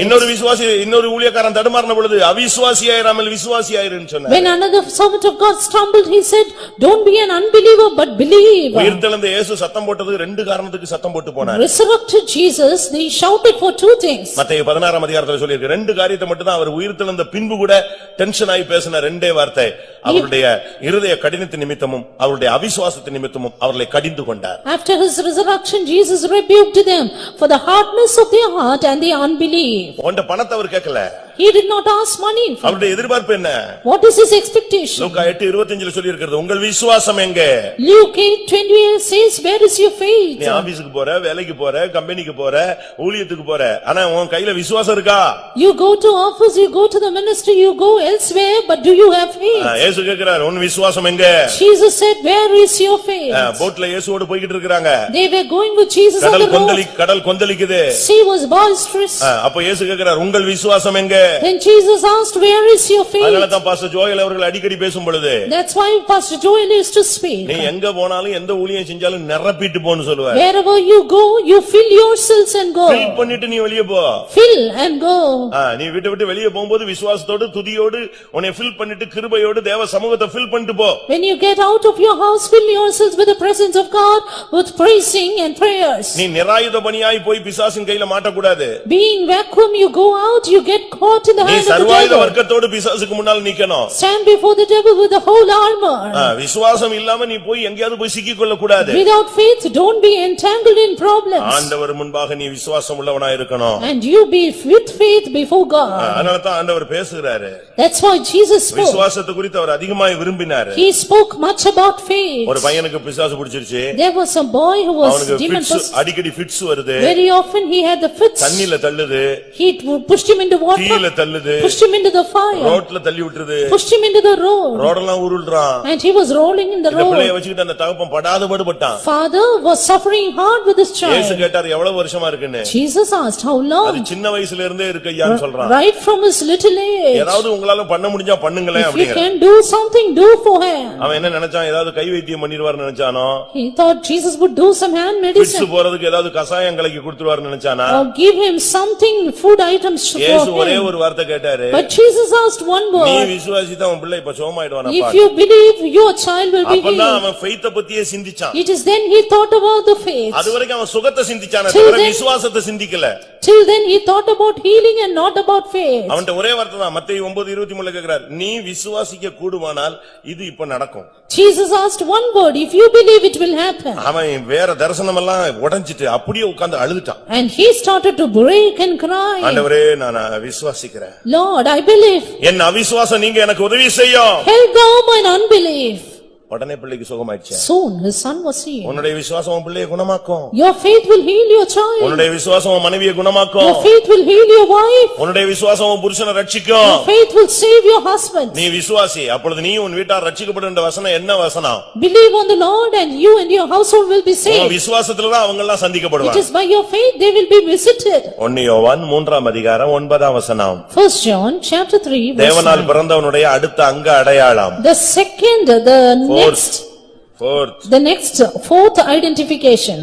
தேவனால் பிறந்த எவனும் பாவம் செய்யான். 1 யோவான் 3:9 சொல்லி இருக்கிறது தேவனால் பிறந்தவன் பாவம் செய்யான். 1 John 3:9 says, whosoever is born of God doth not commit sin. இதுதான் ரொம்ப டஃப்பானது. This is very hard. ரொம்ப கஷ்டம். Very tough. இந்த அடையாளம் தான் ரொம்ப முக்கியமானது. Yes, but this is very important. வேதம் சொல்லுகிறது Word of God says, தேவனால் பிறந்தவன் பாவம் செய்யான். he that is born of God will not sin. நானும் சிலர்ட்ட கேட்டிருக்கேன், குழந்தை பிறந்த உடனே எப்படி இருக்கு, யார மாதிரி இருக்கு அப்படின்னு. And when the child is born, they will ask, like, whom is it? அப்ப அவங்க சொல்லுவாங்க, And they will say, சில நேரத்தில் அம்மா மாதிரி தெரியுது, சில நேரத்தில் அப்பா மாதிரி at times like the mother, at times like the நான் father. சொன்னேன், இது என்ன வித்தியாசமான பதில்னு. I said, what இல்ல different 3 answer? மாசத்துக்கு இப்படி டிசைன் மாறிக்கிட்டே தான் No, இருக்குமா? every 3 months it keeps changing. அதுக்கு பிறகுதான் ஒரிஜினலுக்கு வருமா? Only after that, the original figure will come up. அதுபோல விசுவாசத்துல வரும்பொழுது கொஞ்ச நாள் நீ அப்படியே தேவனால் பிறந்தவன் சொல்லுவான், இல்ல இன்னும் சரியா மாறலாமா, பிசாசினால் பிறந்தவன், ஒரு சர்டன் டைமுக்கு பிறகு நீ தேவனால் பிறந்தவங்கிறத நிரூபிக்கணும். So is it. The time you step in the beginning you will be like born of God or born of the devil, but finally you have to prove that you are born of God. அதுக்கு 4வது அடையாளம் பாவம் செய்யாத ஒரு வாழ்க்கை. The fourth identification is a life without sin. இந்த உலகத்துல பிறந்தவன் எல்லாருமே பாவத்துல பிறந்தவர்கள். Everyone born in this world is born in N sin. தாய் என்னை பாவத்தில் கற்பம் தரித்தாள். My mother conceived me நான் in sin. துர்க்குணத்தில் உருவானேன். I was shapen in ஆனா iniquity. இயேசுவின் ரத்தம் வரும்பொழுது But when the blood of Jesus comes, பாவம் நீ ஞானசானத்துக்கிட்ட வரும்போது when you come to water இனி baptism, மாட்டேன்னு சொல்ற. you say, I will not sin. இயேசுவின் ரத்தத்தினால உனக்கு பாவ மன்னிப்பு கிடைக்கிறது. Yes, by the blood of Jesus you have remission of பரிசுத்த ஆவியின் sins. மூலமாக By Holy Spirit, பாவம் செய்யாத வாழ்க்கைக்கு கர்த்தர் உன்னை கொண்டு வருகிறார். God brings you to a life without sin. அதான் ரொம்ப That's முக்கியமானது. very important. இயேசு பாவம் இல்லாதவர், Jesus had no sin. பாவம் அறியாதவர், He knew no sin. பாவம் செய்யாதவர். He did no sin. இருந்தா தானே செய்யறதுக்கு. If he has only, he can do it. அறிவு இருந்தா செய்வோம். If we have knowledge, we'll do it. இருந்தா செய்வோம். If it is in us, we'll do அவருக்கு it. பாவமும் இல்ல, பாவம் செய்யவும் இல்ல, பாவத்தின் அறிவும் இல்ல. He had no sin in him, no knowledge of sin. அதனாலதான் பாவம் அறியாத ஒரு வாழ்க்கைக்குள்ள நீங்க உங்களை பரிசுவிக்கணும்னு சொல்றோம். That's why we ask you to habituate yourself into a life without உலகத்துல sin. சொல்லுவான் களவும் கற்று மரன்னு. In the world, they will say, உலகத்துல களவும் கற்று மர, திருட கூட நீ படிச்சிட்டு மறந்துடணும், அது எப்படி மறப்பான் இவன்? and even you have to learn to steal and then forget. How can they? இவன் 5ல வளையலன்னா திருப்பி எப்படி 50ல வளைவான்? If he is not in getting the increase in 5, how in 50? முதல்ல வீட்ல திருடுறான், Firstly, he steals in house. திருப்பி கொஞ்சம் அப்படியே குடும்பத்துல ஒவ்வொருத்தரையா திருடுவான், திருப்பி சமுதாயத்துல திருடனா மாறிடுறான். Then little by little and finally even in the society.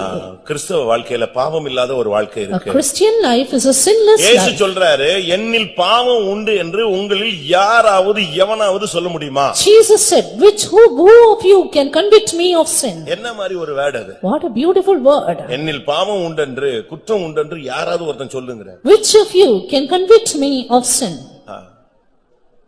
காட்டி கொடுத்த யூதாஸ் கூட சொன்னான். Even Judas who betrayed said, என்ன சொன்னான்?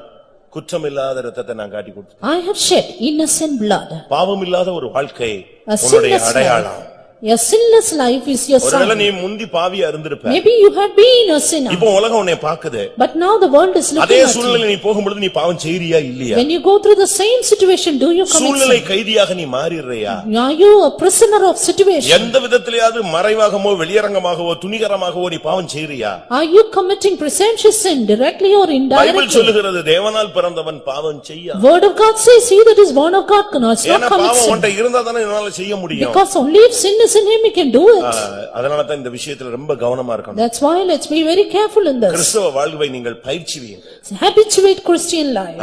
நீங்க வேதத்துல நீங்க பாக்கும்போது When you look into the word of God, யோசேப்பை பாருங்க. look at Joseph. பாவம் அவனை கையை பிடிச்சு இழுக்குது. Sin was dragging him by his hand. ஆதியாகமத்துல பாவம் வாசப்படியில படுத்திருந்துச்சு. In Genesis, sin lieth at the door. அதே ஆதியாகமம் முடியறதுக்குள்ள பாவம் எங்க வந்துருச்சு? கையை பிடிச்சு இழுக்கிற லெவலுக்கு டெவலப் ஆயிடுச்சு. At the end of that same book, we see the sin was developed to drag him by the hand. நான் சொல்றது சரிதானே? Am I not ஆதியாகமம் right? 4ஆம் அதிகாரத்துல பாவம் வாசப்படியில படுத்து கிடக்கு. In Genesis 4, sin lieth at the door. இப்போ எங்க வந்துருச்சு? Now where is it? வீட்டுக்குள்ள வந்து உன் கையை பிடிச்சு இழுக்கு. In the house, it is catching you by your hands. அதுதான் அங்க நடக்கிற தீமை. But that is the evil ஆனா there. அந்த இடத்துலயும் யோசேப்பு அழகா அதை தட்டி விட்டு வெளியே போயிட்டே இருக்கிறான். Even there, Joseph beautifully escaped the situation. நம்ம என்ன நினைக்கிறோம்? What do we think? ஐயோ வெளியே போனா ஓடி போயிட்டா மாட்டிக்கிட்டா கேவலப்பட்டா அவங்க தப்பிட்டா நம்ம பேர் கெட்டு போயிரும். இப்படியே சொல்லி அநேக தவறுகளை நம்ம வெளியே சொல்லாமலே பாவத்துல பாவத்தோடு ஒத்துப்பிக்கிட்டே இருக்கோம். saying that if we go out, we will have a false report, they will speak evil of us and we just run away. Pastor Joel அவர்கள் அடிக்கடி சொல்லும் பொழுது, Pastor Joel very often used to say, உன்னுடைய பெயர் கெட்டு போனாலும் பரவாயில்ல, ஜீவியம் கெட்டு போகாம இருந்தா போதும். even if your name goes bad, it's not a problem, but not your life. பெயர் கெட்டு போறது வந்து கிறிஸ்டியானிட்டில ஒரு போர்ஷன், அது ஒரு subject. Name getting bad is a subject in Christianity. நல்லா புரிஞ்சுக்கோங்க. Understand it well. பெண்டிகாஸ்ட் லைன்ல வந்துட்டீங்க, பைபிளை தூக்கிட்டீங்கனால உங்க பேர் கெட்டு போகும். அது இது ஒரு போர்ஷன். இந்த சப்ஜெக்ட்ல நீங்க பாஸ் ஆகணும். In this Pentecostal line, it's a subject, it's a portion that you have to get a bad name. செஞ்சா பரவாயில்ல, செஞ்சா பரவாயில்லனா செஞ்சத தீமையை செய்து நீ பாட அனுபவித்தால் அதனால் என்ன உண்டாகும்? நன்மை செய்து பாட அனுபவித்தால் தேவனுக்கு பிரீதியாக இருக்கும். Doing evil, if you suffer evil, what use of it? But do good and suffer evil. இயேசு பிசாசுகளின் தலைவன் சொன்னா. They said of Jesus, he is the prince of the நாங்க devil. வேசித்தனத்தினால் பிறக்காதவர்கள் அல்லன்னு சொன்னாங்க. And he said he was not born. வேசித்தனத்தினால் பிறந்தவர்கள் அல்லன்னு சொன்னாங்க. And why did they say he was born of மதுபான harlots? பிரியன் சொன்னாங்க. And they said he is a wine drinker. பாவிகளின் சிநேகிதன் சொன்னாங்க. They said he is a friend of sinners. என்னெல்லாமோ சொன்னா. உடனே அவர் உட்கார்ந்து ஒரு மூலையில உட்கார்ந்து அழுதுகிட்டு பைபிள் எல்லாம் தூக்கி போட்டு கோயிலுக்கே போகாம ஒரு ஓரத்துல உட்கார்ந்தார் அவரு. Soon did Jesus sit in a corner and cry and put away the Bible? சூரியனா இருந்தா நாய் குலைக்கும். And if it is the sun's, dogs will bark. அதுக்காக சூரியன் நான் ரிவர்ஸ் போயிடுறேன்னு போயிட முடியாது. Therefore sun will not sit down for that. அது குலைச்சுக்கிட்டே இருக்கும். அது நாய், அது குலைக்கும். உன்னை பத்தி வீணான காரியங்களை சொல்லிக்கிட்டே இருப்பான். And people will say vain things, they will keep on barking. நாய் என்ன பண்ணும்? அது நாய் அதுக்கு தெரிஞ்சது குறைக்கத்தான் தெரியும். அதத்தான் தெரியும். நீ சூரியன், நீதிமான்கள் பிதாவின் ராஜ்யத்துல சூரியனை போல பிரகாசிப்பார்கள், நீ போயிட்டே இரு. But you are the sun, you will shine brightly in the kingdom of righteousness. அவன் பேரை கெடுத்தானா அதுக்குரிய ஜட்ஜ்மென்ட் வாங்குறான். If he is spoiling your name, he will earn judgment. அவன் எங்கேயோ விதைச்சிருக்கான், இனிமே அறுக்க போறான். He has sown somewhere, he will reap it. அத நீ அத பத்தி நீ பார்ப்பாய், உன் கண்கள் காணும். Your own eyes will see his reward. உன்னை பத்தி தப்பா பேசுவாங்க, அசிங்கமா பேசுவாங்க, அவமானமா பேசுவாங்க, இல்லாதத பேசுவாங்க, எல்லாம் பேசுவாங்க. They may speak things which you do have not committed. They may speak evil. They may speak things reproaching you. ஒரு நாள் காலையில ஒரு விசுவாசி காலைல 5 மணிக்கு வெளியே அவசரமா புறப்பட்டு போயிட்டாரு. One early morning, a believer went out in haste. எதிர ஒரு விசுவாசி கிராஸ் பண்ணி போயிட்டான். Oppositely, a believer crossed in இவர் way. அவனை பார்க்கல. And he did not look at him. ஆனா 5 நிமிஷத்துல அந்த கிராஸ் பண்ணி போன விசுவாசி ஃபெய்த்தமுக்கு ஃபோன் பண்ணிட்டான். But within 5 minutes, the believer who crossed called up the faith home. காலையில ஒரு விசுவாசியை பார்த்தேன். And said, I saw a believer this morning. அவர் ஸ்மோக் பண்ணிட்டு போயிட்டு He இருக்காரு. was smoking. எப்படி இருக்கும்? How would it be? காலங்கத்தாலே ஊழியக்காரரை எழுப்பிட்டான். Early morning, this old fable started. உடனே அவர் என்ன பண்ணிட்டாரு? And he, what did he do? அந்த விசுவாசி எப்படி பண்ணிட்டான்? உடனே அவனுக்கு போன போட்டாரு. Even that believer called up this faith home. நான் உன்னை எவ்வளவு நல்ல விசுவாசின்னு நினைச்சேன். How good believer I thought he நீ இப்படி is. பண்ணிட்டியாமே. But now he committed like அவன் this. சொன்னா, ஐயா நான் ரட்சிப்புக்குள்ள வர்றதுக்கு முன்னாலேயும் சிகரெட் குடிச்சது இல்ல, வந்த பிறகும் குடிச்சது இல்ல. And then when they inquired their brother, he said, I have not smoked the cigar even before my salvation. இல்லையே, இப்போ உன்னை பார்த்துட்டு ஒரு ஆள் சொன்னானே, No, right now, சொன்னான். a brother called up saying he has seen you smoking. அப்பதான் புரிஞ்சுது, அது பனி நேரம், இவன் கொட்டாவி விட்டான், அந்த புகைய பார்த்துட்டு இந்த ஆள் பத்த வச்சுட்டான். Then he saw that he yawned in the snow time, and because of that it was as though it was smoking. எப்படி இருக்கும்? எப்படிப்பட்ட விசுவாசி கண்ணாடி போட்டிருக்கான், எவ்வளவு தெளிவான கண்ணாடி. See, the good believers see ஒரு his காலத்துல இவன் specs. குடிச்சிருந்தான் பாத்தீங்களா, அந்த குடிச்ச பழக்கத்துல இப்படித்தான் புகை வரும்னு அவனுக்கு கற்பனையில இருக்கு. And he thought because he was smoking once, his habit would be that. இதே மாதிரி ரொம்ப பேர் இருப்பாங்க சபையில. ஒரு 4 பேரை ஆண்டவர் அப்பாயிண்ட் பண்ணி வச்சிருக்காரு. And like that, இப்படி எவனையாவது குறை சொல்லிக்கிட்டு எழுதி போட்டுக்கிட்டு இப்படியே சுத்துறதுக்குன்னு ஒரு 4 பேர் பறந்திருக்கான். பாவம், அவன் எங்க போய் நிக்க போறானோ தெரியல. and like that God would have appointed some people in the church always to blame and accuse others, don't know where they are going to end up. இவன் பயோடாட்டாவை பார்த்தா ஒருத்தனுமே நிக்க மாட்டான், சபையிலே அவனை விட மாட்டான். But he will not allow anyone to come into the church. நம்ம ரொம்ப கவனமா இருக்கணும். But let us be very careful. எவன் என்ன சொன்னாலும் நீ பாவம் செய்யாமல் இருக்கணும். Whoever may, whatever others may say, you should not commit sin. தேவனால் பிறந்தவன் பாவம் செய்யா. He that is born of God will not commit sin. ஏன்னா அவனுக்குள்ள இயேசுவின் ரத்தம் இருக்கு. Because the blood of Jesus is அந்த in him. ரத்தத்துல பாவமே கிடையாது. There is no sin in that blood. பாவம் இல்லாத ரத்தம். A sinless blood. குற்றம் இல்லாத ரத்தம். Blameless blood. அடுத்ததாக 3 யோவான் 11 வசனம். 3 John verse 11. 5வது அடையாளம், நீ தேவனுக்கு பிறந்தேன்னு இந்த அடையாளம் எல்லாம் இருக்கும். இந்த அடையாளம் இல்லன்னா நீ இன்னைக்கு கிளியர் பண்ணணும். Fifth identification of you being born of God, if it is not there, clear it up today. நீ உன்னை கண்டுபிடிக்கிறதுக்கு ரொம்பலாம் யாருன்னு கண்டுபிடிக்க வேண்டாம். And you need not take a long time to find who you are. நேத்து நான் பேப்பர்ல படிச்சேன். Yesterday in the paper I saw. நீ எச்சி துப்புனா எச்சியை வச்சு செக் பண்ணி நீ யாருக்கு பிறந்தன்னு கண்டுபிடிச்சறான். If you spit, then with that spittle you can find out who the person is. நீ துப்புற எச்சில வச்சிட்டு உனக்கு என்ன வியாதி இருக்குன்னு சொல்லிடுறான், நீ யாருக்கு பிறந்தன்னு சொல்லிடுவான். Just with the spittle they can find the sickness you have and to whom you are born. நீ முழிக்கிற முழியிலே கண்டுபிடிச்சிடலாம். Just with the sight you நீ உட்கார்ற ஸ்டைல்லே கண்டுபிடிச்சிடலாம். Just with the sitting style they can நீ find நடக்கிற out. நடையிலே கண்டுபிடிச்சிடலாம். Just with your walk they can find உன் out. பிரேயர், உன் விசுவாசம், உன்னுடைய அன்பு, உன்னுடைய நீதி, உன்னுடைய ஒவ்வொரு அசைவுகளிலும் கிறிஸ்துவை நீ வெளிப்படுத்த முடியும். Just with every movements in your spiritual life you can reveal Christ. 3 யோவான் 11 வசனம். 3 John verse 11. அஞ்சாவது மச்சம். Fifth identification. A mole. பிரியமானவனே, நீ தீமையானதை பின்பற்றாமல் நன்மையானதை பின்பற்று.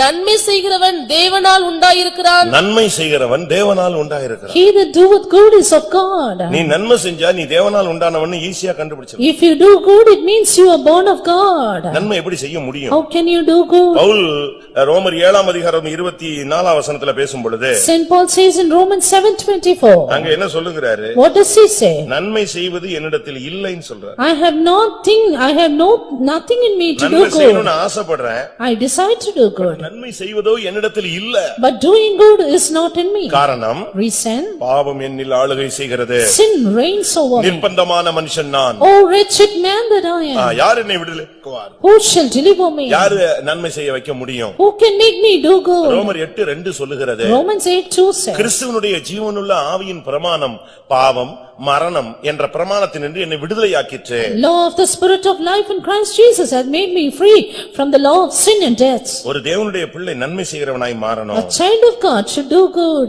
அதை நீங்க விளங்கிக் கொள்ள வேண்டியது We அவசியம். need to understand this well. நன்மை செய்கிற எவனும் தேவனால் உண்டாயிருக்கிறான். Everyone that is doing good is born of God. இன்னைக்கு நம்மால் நன்மை செய்ய முடியுமா? Today, will we be able to do good? நல்ல அபிஷேகம் இருந்தா நீங்க நன்மை செய்யணும். If you have a good anointing, you can do good. அபிஷேகம் இல்லன்னா உன்னால நன்மை செய்ய முடியாது. No anointing, you can do no good. அவங்க செஞ்ச தீமைகள் அவங்க உங்களை பேசின வார்த்தைகள் தான் முன்னால வந்து நிக்கும். Then you can all the time remember only the evil things said by நல்ல others. அபிஷேகம் இருந்தா அவங்க செஞ்சதெல்லாம் உனக்கு சந்தோஷமா ஏத்துக்குவ. But if you have a good anointing, you will accept the words of others with joy.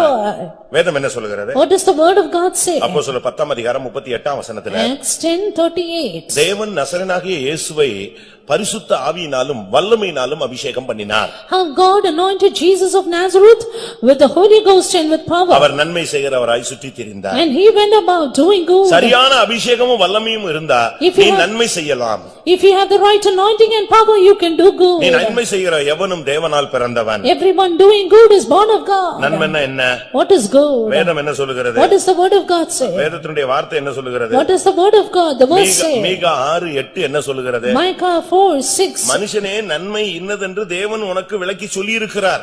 Oh man, the Lord has told what is good and evil. என்ன சொல்லி இருக்கிறாரு? What has he said? Micah 6:8. Micah 6:8. மனுஷனே நன்மை இன்னதென்று அவர் உனக்கு அறிவித்திருக்கிறார். நியாயம் செய்து இரக்கத்தை சிநேகித்து உன் தேவனுக்கு முன்பாக மனத்தாழ்மையாய் நடப்பதை அல்லாமல் வேறே எண்ணத்தை கர்த்தர் உன்னிடத்தில் கேட்கிறார். நன்மை என்னன்னு உனக்கு சொல்லி இருக்கிறார். The Lord said, I have showed you what is good. நீ இரக்கத்தை சிநேகிக்கணும். Love mercy. நீ நன்மை செய்யணும். And you have to do good. நீ இந்த நாட்கள்ல உன்னுடைய வாழ்க்கையை நீ சரிப்படுத்திக் கொள்ள மனத்தாழ்மையா நடந்து பழகணும். Set your life right, try to walk humble. நீ நன்மை செஞ்சா If you do good, உனக்கு மகிமை எல்லாம் கிடைக்கும். you will have glory. நிச்சயமா தேவன் தருவார். The Lord will surely give it. ரோமர் 2 அதிகாரம் 10 வசனம் என்ன சொல்லுகிறது? What does Romans 2:10 say? முன்பு யூதரிலும் பின்பு கிரேக்கரிலும் எவன் நன்மை செய்கிறானோ அவனுக்கு மகிமையும் கனமும் சமாதானமும் உண்டாகும். உனக்கு சமாதானம் கிடைக்கணும், மகிமை கிடைக்கணும், கர்த்தர் உன்னை ஹானர் பண்ணணும் நீ ஆசைப்பட்டினா நீ நன்மை செய். If you desire that the Lord may honor you, glory you and give you peace, do good. நன்மை செய்கிற எவனுக்கும் கர்த்தர் ஐஸ்வரியத்தையும் கனத்தையும் மகிமை சமாதானத்தையும் கொடுக்கிறார். Glory, honor and peace give it to every man that walketh good. அதுதான் ரொம்ப முக்கியமானது. That is very important. நன்மை செய்ய அறிந்திருந்தும் அதை செய்யாவிட்டால் அது பாவம். Having known to do good, if you don't do it, it is sin. அது தேவன் உனக்கு கணக்குல வச்சு கேட்பாரு. God will account it to you for. உனக்கு அந்த மச்சம் இருக்கான்னு பாரு. Do you see if you have அந்த அடையாளம் இருக்கான்னு பாரு. See if you have that identification அந்த சாயல் இருக்கான்னு பாரு. See if you have that likeness. உன்னால நன்மை செய்ய முடியுமா? Are you able to do our good. நன்மை செய்கிறவராய் சுற்றி திரிந்தார். He went about doing உன் good. குடும்பத்துல உள்ளவங்க உனக்கு தீமை தான் செஞ்சிருப்பாங்க. Maybe the people in your family have done உன் evil. வேலை ஸ்தலத்துல உனக்கு தீமை தான் செய்வாங்க. People in your work spot have done நீ evil. நன்மை செய், But do good. தீமையை நன்மையினால் வெல்லு என்று வேதம் சொல்லுகிறது. Overcome evil with good, says the word of நீ God. அப்படி செய்யும் பொழுது கர்த்தர் உன்னை கனம் பண்ணுவார். When you do that, God will honor you. இந்த விஷயத்துல நம்ம ரொம்ப கவனமாக இருக்கணும். This matter we ought to be careful. நமக்கு விரோதமா பயங்கரமா பேசுவாங்க. They may talk terribly against எனக்கு us. விரோதமா ஒரு இடத்துல ஒருத்தன் பயங்கரமா பேசிவிட்டான். In one place, a man spoke against me terribly. சம்பந்தமே இல்ல. No connection at all. அவன் வந்து ஒரு சின்ன பிரச்சனையே அவங்க குடும்பத்துல உள்ள ஒரு சின்ன ப்ராப்ளத்தை என்கிட்ட சொன்னான். He told of a little problem in his family. அவன் சொன்ன ப்ராப்ளம் வந்து அவனுடைய ஒய்ஃபோட தம்பி பிரச்சனை. And the problem was about his wife's brother. அத மேட்டர் நீங்க தலையிட்டு பேசுங்கன்னு சொன்னானே. And he said, you just meddle and speak to them. அதுவும் அவன் அந்த பையன் இந்துல கல்யாணம் கட்டறான், அது வேண்டாம்னு சொல்லுங்கன்னு சொன்னான். Because that boy was going to marry in a Hindu, he said, reject நான் me. சொன்னேன், அவன் ஞானசானமே எடுக்கல, அவன் எங்க போய் கல்யாணம் கட்டினா எனக்கு என்ன ஆகுது? And he is not at water baptized, what about me for to me be indulged? ஆனா அந்த பையன் இந்துல கல்யாணம் முடிக்க போறான், அவன் இந்துல ஒரு கல்யாணம் கட்ட போறான், அவன் எப்படியோ போறான், நமக்கு என்ன? But let that boy get married in the Hindu family, what for me? ஆனா அந்த பையன் என்ன பண்ணிட்டான், அந்த கல்யாணம் கட்டிட்டு அந்த பொண்ணோட வந்து என்கிட்ட ஜெபிச்சிட்டு போயிட்டான். But you know that boy after his marriage came to me, prayed and went. அது இவனை ஹானர் பண்ணாம அவன் செஞ்சிட்டான்னு இவனுக்கு பயங்கர tension. But this brother was in great tension because I did not honor him. பொண்ணு வீட்டுல அப்பா செத்து போயிட்டாரு. And the father died in the girl's நான் family. தான் மருமகன். And I am the நான் son-in-law. தான் முக்கியமான ஆளு. I am the important person. என்னைய கேட்காம அவன் கல்யாணம் கட்டினான். Without asking me, he got married. நீங்க உங்களை கேட்க சொன்னேன். And I asked you to ask அத him. மட்டும் கேட்கல. But you did not ask him. ஆனா கல்யாணம் கட்டிட்டு வந்த பிறகு அவனுக்கு ஜெபிச்சீங்க. Finally you prayed for that boy. அப்படின்னு ஒரு நாள் புலம்பிட்டு போயிட்டான். He lamented and went. அடுத்து ஒரு நாள் போன்ல எடுத்தான் பாருங்க. Next day he took the phone. வெளியரங்கமா பார்த்தா அவன் இன்னொரு இடத்துல reverend. Outwardly he was a reverend for another church. அவரு பேர் போடும்போது ரெவரண்ட் தான் போடுவார். And he would say, put his name with the word reverend. நம்ம மீட்டிங் அட்டெண்ட் பண்ணுவான். But he attends our meeting. டிவில எல்லாம் பேசுவான். He would speak in the television. அன்னைக்கு பேசனாம் பாருங்க கெட்ட வார்த்தை. That day he spoke vulgar words. எங்க அம்மாவை பேசுறான், ஜாதிய பேசுறான், ஊரை பேசுறான். எனக்கு எங்க அம்மாவை அவனுக்கு கருப்பா சோப்பானே தெரியாது இந்த பையலுக்கு. He spoke about my mother, about my caste and things like that. கண்ணாபுண்ணான்னு பேசுறான். He spoke so much vulgar. எனக்கு என்ன மெண்டல் ஆயிட்டானா இல்ல வெறி பிடிச்சிருச்சா பிசாசு ஏறிச்சா? நான் சொன்னேன், ஹலோ நார்மலா பேசு, அவசரப்படாத, வார்த்தையை விடாத அப்படின்னு பேசிக்கிட்டே வரேன். I was just wondering at what he was speaking and said, kindly speak normally. போன வச்சிட்டான். He kept the phone. இனி நான் இந்த சபைக்கு வர மாட்டேன். Hereafter I will not come to this church. ஐயோ நீ வரலன்னா சபையெல்லாம் மூட வேண்டியிருக்கும். And if you don't come, then I will have to close the church. சரின்னு விட்டேன். Then I left him. போயிட்டான். He went off. கொஞ்ச நாள் வராம இருந்தான். Few days he did not come. திருப்பி வந்தான். Again he came. அவனா மனஸ்தாபப்பட்டான். He himself repented. அவனா மனம் திரும்பினான். He himself turned. ஏன்னா அதுக்கு பிறகு அவன் எங்கெல்லாம் போனானா எல்லாம் முட்டி மோதி அதுக்குள்ள நான் டிரான்ஸ்பர் ஆயிட்டேன். இப்ப திருப்பி அதே மாதிரி போன்லயே மன்னிப்புக்கு வர்றான். Because he dashed with many நான் others. பெருமைக்காக சொல்லல. And finally asked me sorry.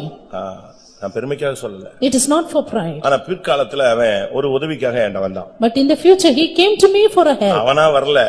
ஆண்டவர் வந்து நான் எப்படி செய்யறேங்கறத என்னைய செக் பண்றதுக்கும் என்னைய செக் பண்றாருன்னு எனக்கு புரிஞ்சிக்கிச்சு. I understood that God is checking me whether I would help him. அவன் என் ஹெல்ப்புக்கு வர்றான்னு உடனே நான் புரிஞ்சேன், இது எதுக்கு இவன் நல்லாதானே ஏன் நம்மகிட்ட வரான்? அப்ப ஆண்டவர் நம்ம அவனை நேசிக்கிறோமா, மன்னிச்சிட்டோமா, அவனுக்கு நன்மை செய்யறோமான்னு நம்மள செக் பண்றான்னு நான் உஷாராயிட்டேன் முதல்லயே. When he was asking for a help, I got attentive that God is checking me whether I would help him or not. நான் உஷாராயி அவனுக்கு எவ்வளவு ஹெல்ப் பண்ண முடியுமோ அவ்வளவு ஹெல்ப் பண்ண ஆரம்பிச்சிட்டேன். Then I started to be very careful and started to help him as much as I could.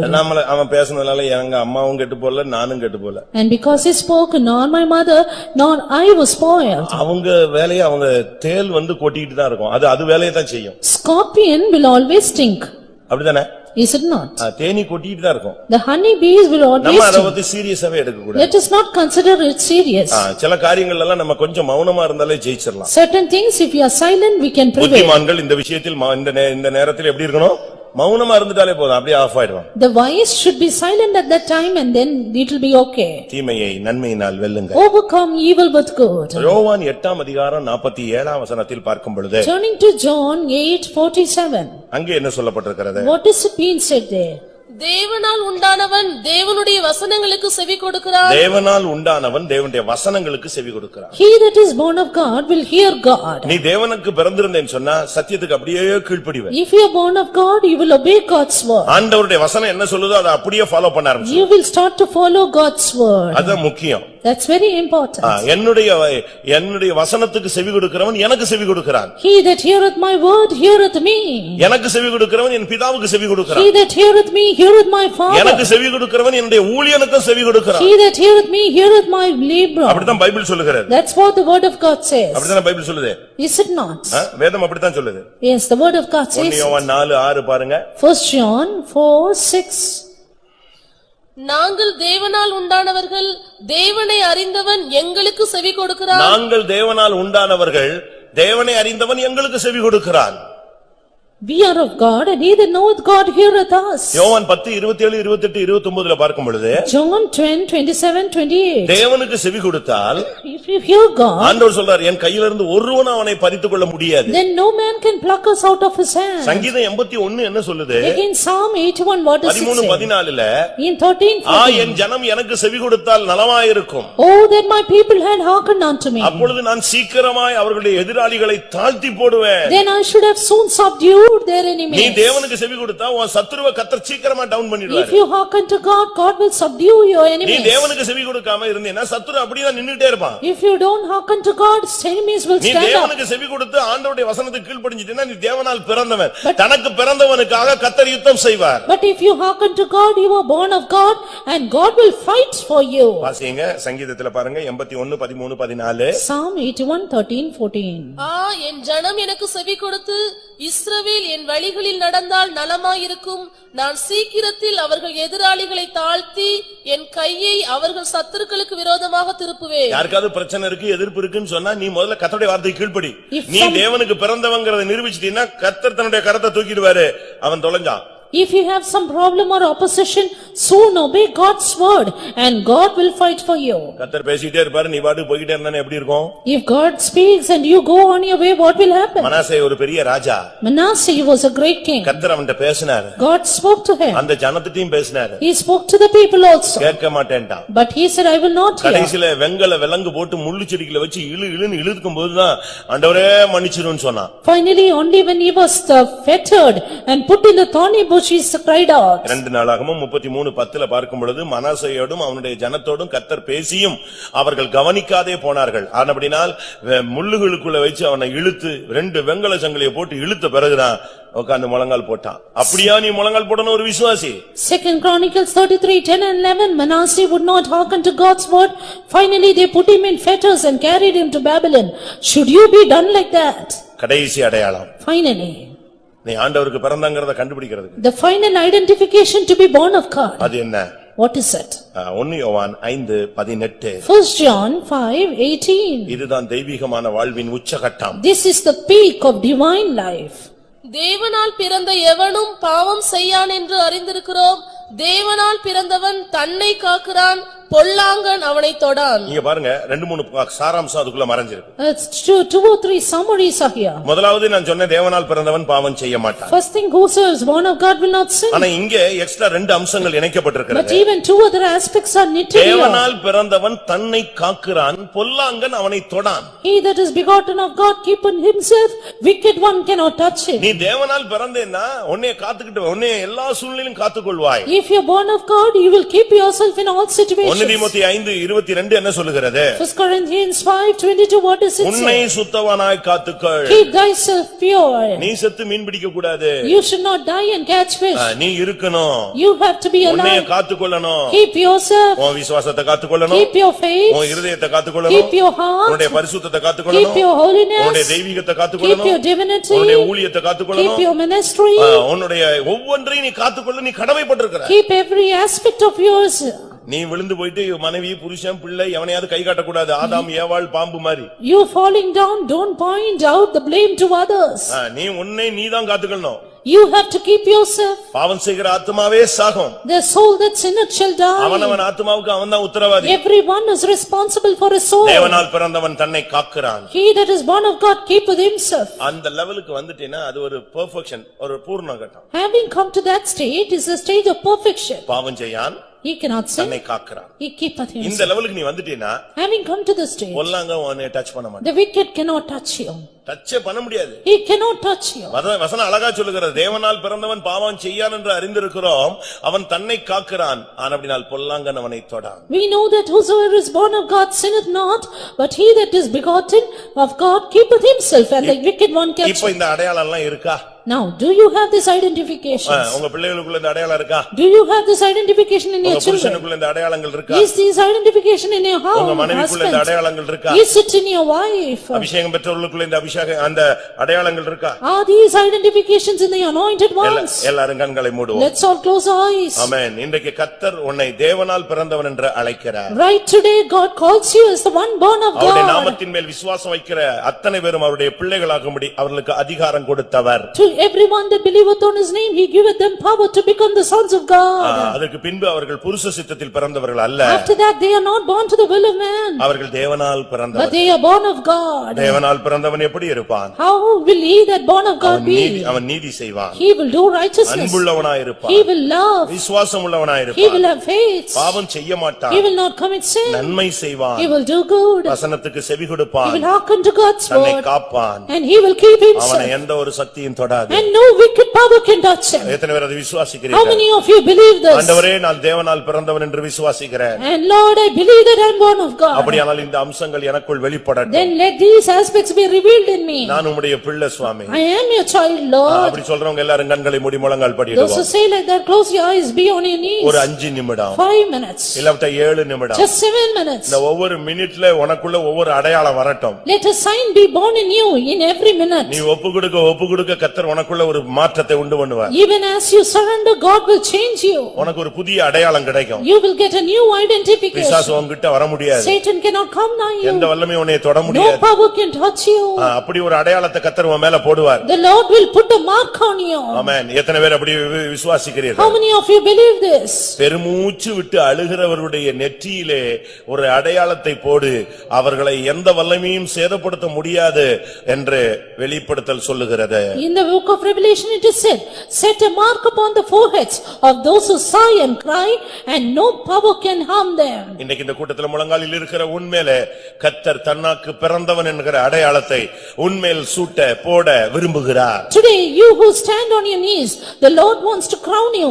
The Lord wants to put a mark on your forehead. எத்தனை பேர் அந்த அடையாளம் வேணும்னு கேக்குறீங்க? How many of you need that mark? ஆண்டவரே, நீர் என்னை ரட்சித்தீர். Lord, you have saved me. இரத்தத்தினால் கழுவினீர். Wash me with your blood. உம்முடைய பிள்ளையாக என்னை ஏற்றுக்கொண்டீர். Make me your child. அப்படியானால் உமக்கு நான் பிறந்தவனானால் உம்முடைய பிறப்பின் அடையாளங்கள் எல்லாம் எனக்கு வேணும் ஆண்டவரே. Lord, if I'm born of you, let me have those identifications. ஆமென். எல்லாம் 2 நிமிஷம் எல்லாரும் கண்களை மூடி முழங்கால் போடலாம். 2 minutes, close your eyes, be on your knees. உன்னுடைய முழங்கால் தான் ஒரு பெரிய அற்புதத்தை செய்ய முடியும். God will do wonders on your knees. முழங்காலுக்குள்ளலாம் ஜெயமே மறைஞ்சிருக்கு. And victory depends on your knees. முழங்காலுக்குள்ள தான் ஒரு அதிசயம் இருக்கிறது. Wonder lies on your knees. Long standing problem எல்லாம் இதுல தான் தீரும். Solution of your long-standing problem is here.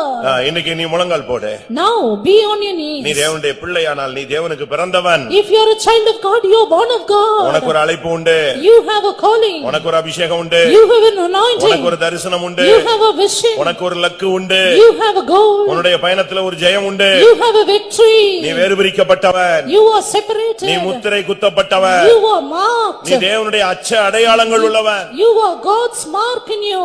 Pavul பேசும் பொழுது Saint Paul says. அழகாக சொல்லுகிறார். He beautifully says. 2 இடத்துல பேசுகிறார். He 2 places ஒரு இடத்துல says. அப்போஸ்தலருடைய அடையாளங்கள்னு சொல்றார். At one place the mark of an apostle. இன்னொரு இடத்துல கிறிஸ்துவின் அச்ச அடையாளங்கள்னு In சொல்லுகிறார். another place the body, the mark of அதுதான் Jesus. தேவனுக்கு பிறந்தவனுக்கு இருக்கிற அச்ச அடையாளம். That is the mark of he that is born of இன்றைக்கு நீயும் God. நானும் தேவனால் பிறந்தவோ இருப்போம் என்றால் Today, if we are born of God, எனக்குள்ள உனக்குள்ள இந்த 7 அடையாளம் இருக்கும். தெரியும். We will have these 7 marks in us.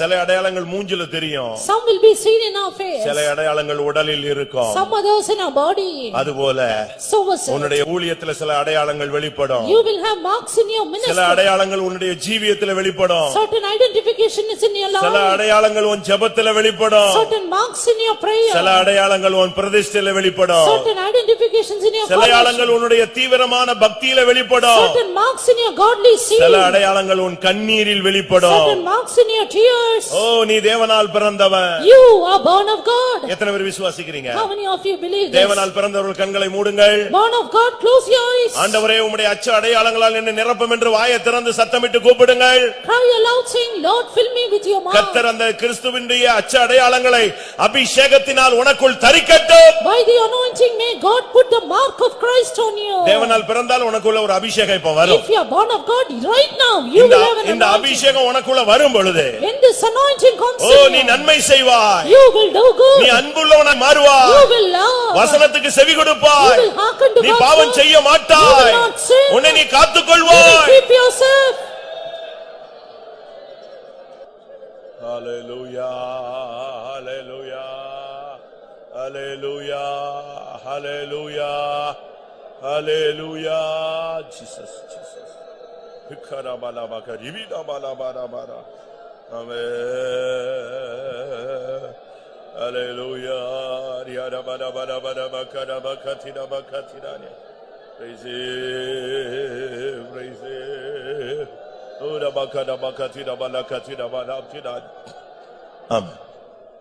ஆண்டவரே இன்னிலிருந்து எந்த ஒரு வல்லமையும் என்னை தீட்டுப்படுத்தாதபடி சேதப்படுத்த முடியாதபடி மேற்கொள்ள முடியாதபடி என் மேல ஒரு அடையாளத்தை போடும்.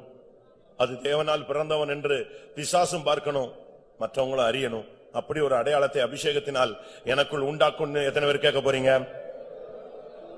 அப்படிப்பட்டவங்க கரங்களை உயர்த்துங்கள் பார்க்கலாம். ஆண்டவரே அபிஷேகத்துல உம்முடைய அச்ச அடையாளங்களை என்னுடைய ஊழியத்திலும் ஜீவியத்திலும் பதித்து விடும்.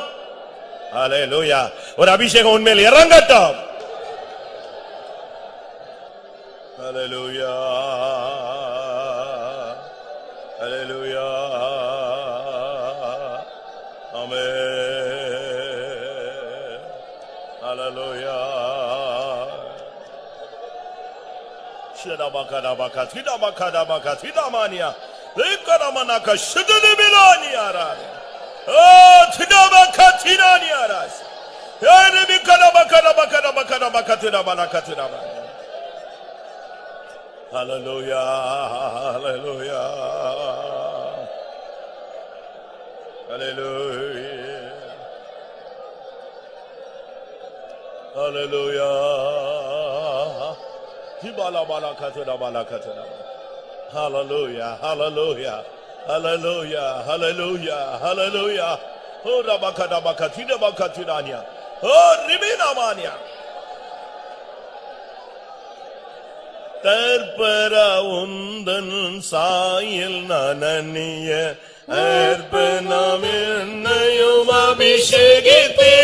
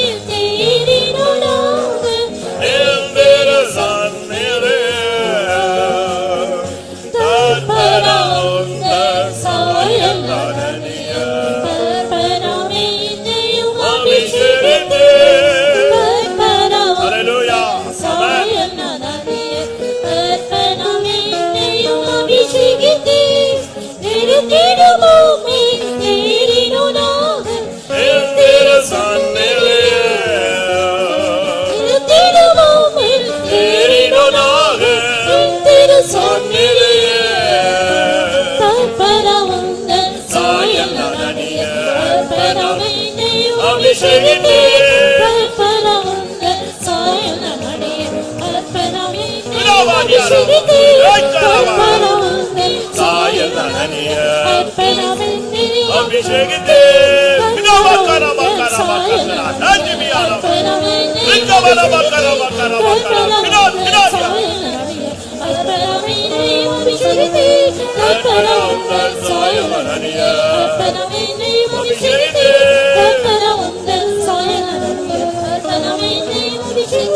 Amen. Hallelujah, hallelujah. ஆம். எத்தனை ஊழியர்களுக்கு இந்த கிறிஸ்துவின் அச்ச அடையாளம் தேவனால் பிறந்தவர். இயேசு சொல்றார், நான் உயர்வில் இருந்து உண்டானவன். அதனால அவர் உயரத்துக்கே போய்விட்டார். நாமும் உயர்வில் இருந்து உண்டானவர்கள் தான். கிருபையினால் இந்த வாய்ப்பு நமக்கு கிடைத்திருக்கிறது. எத்தனை ஊழியர்களுக்கு அந்த கிறிஸ்துவின் சாயல், அந்த அச்ச அடையாளங்கள், தேவனால் பிறந்ததனுடைய அடையாளங்கள் தேவைப்படுகிறது. எத்தனை வாலிபர்களுக்கு தேவை, எத்தனை சண்டே ஸ்கூல் டீச்சர்ஸுக்கு தேவை, எத்தனை பெற்றோர்களுக்கு இந்த சாயல் தேவை. ஆமென். நீ தைரியமா சொல்லலாம், நான் தேவனால் பிறந்தவன். ஆமென். நான் தேவனுக்கு பிறந்தவன். தைரியமா சொல்லு. ஹல்லேலூயா. ஆமென். சிலுவையிலே தொங்கினவருக்கு நான் பிறந்தவன். சிலுவையில் ஜீவனை கொடுத்தவருக்கு நான் பிறந்தவன். ஹல்லேலூயா, ஹல்லேலூயா, ஹல்லேலூயா. தற்பரா உந்தனும் சாயல் நான் அணிய அர்ப்பணம் என்னையும் அபிஷேகித்தே.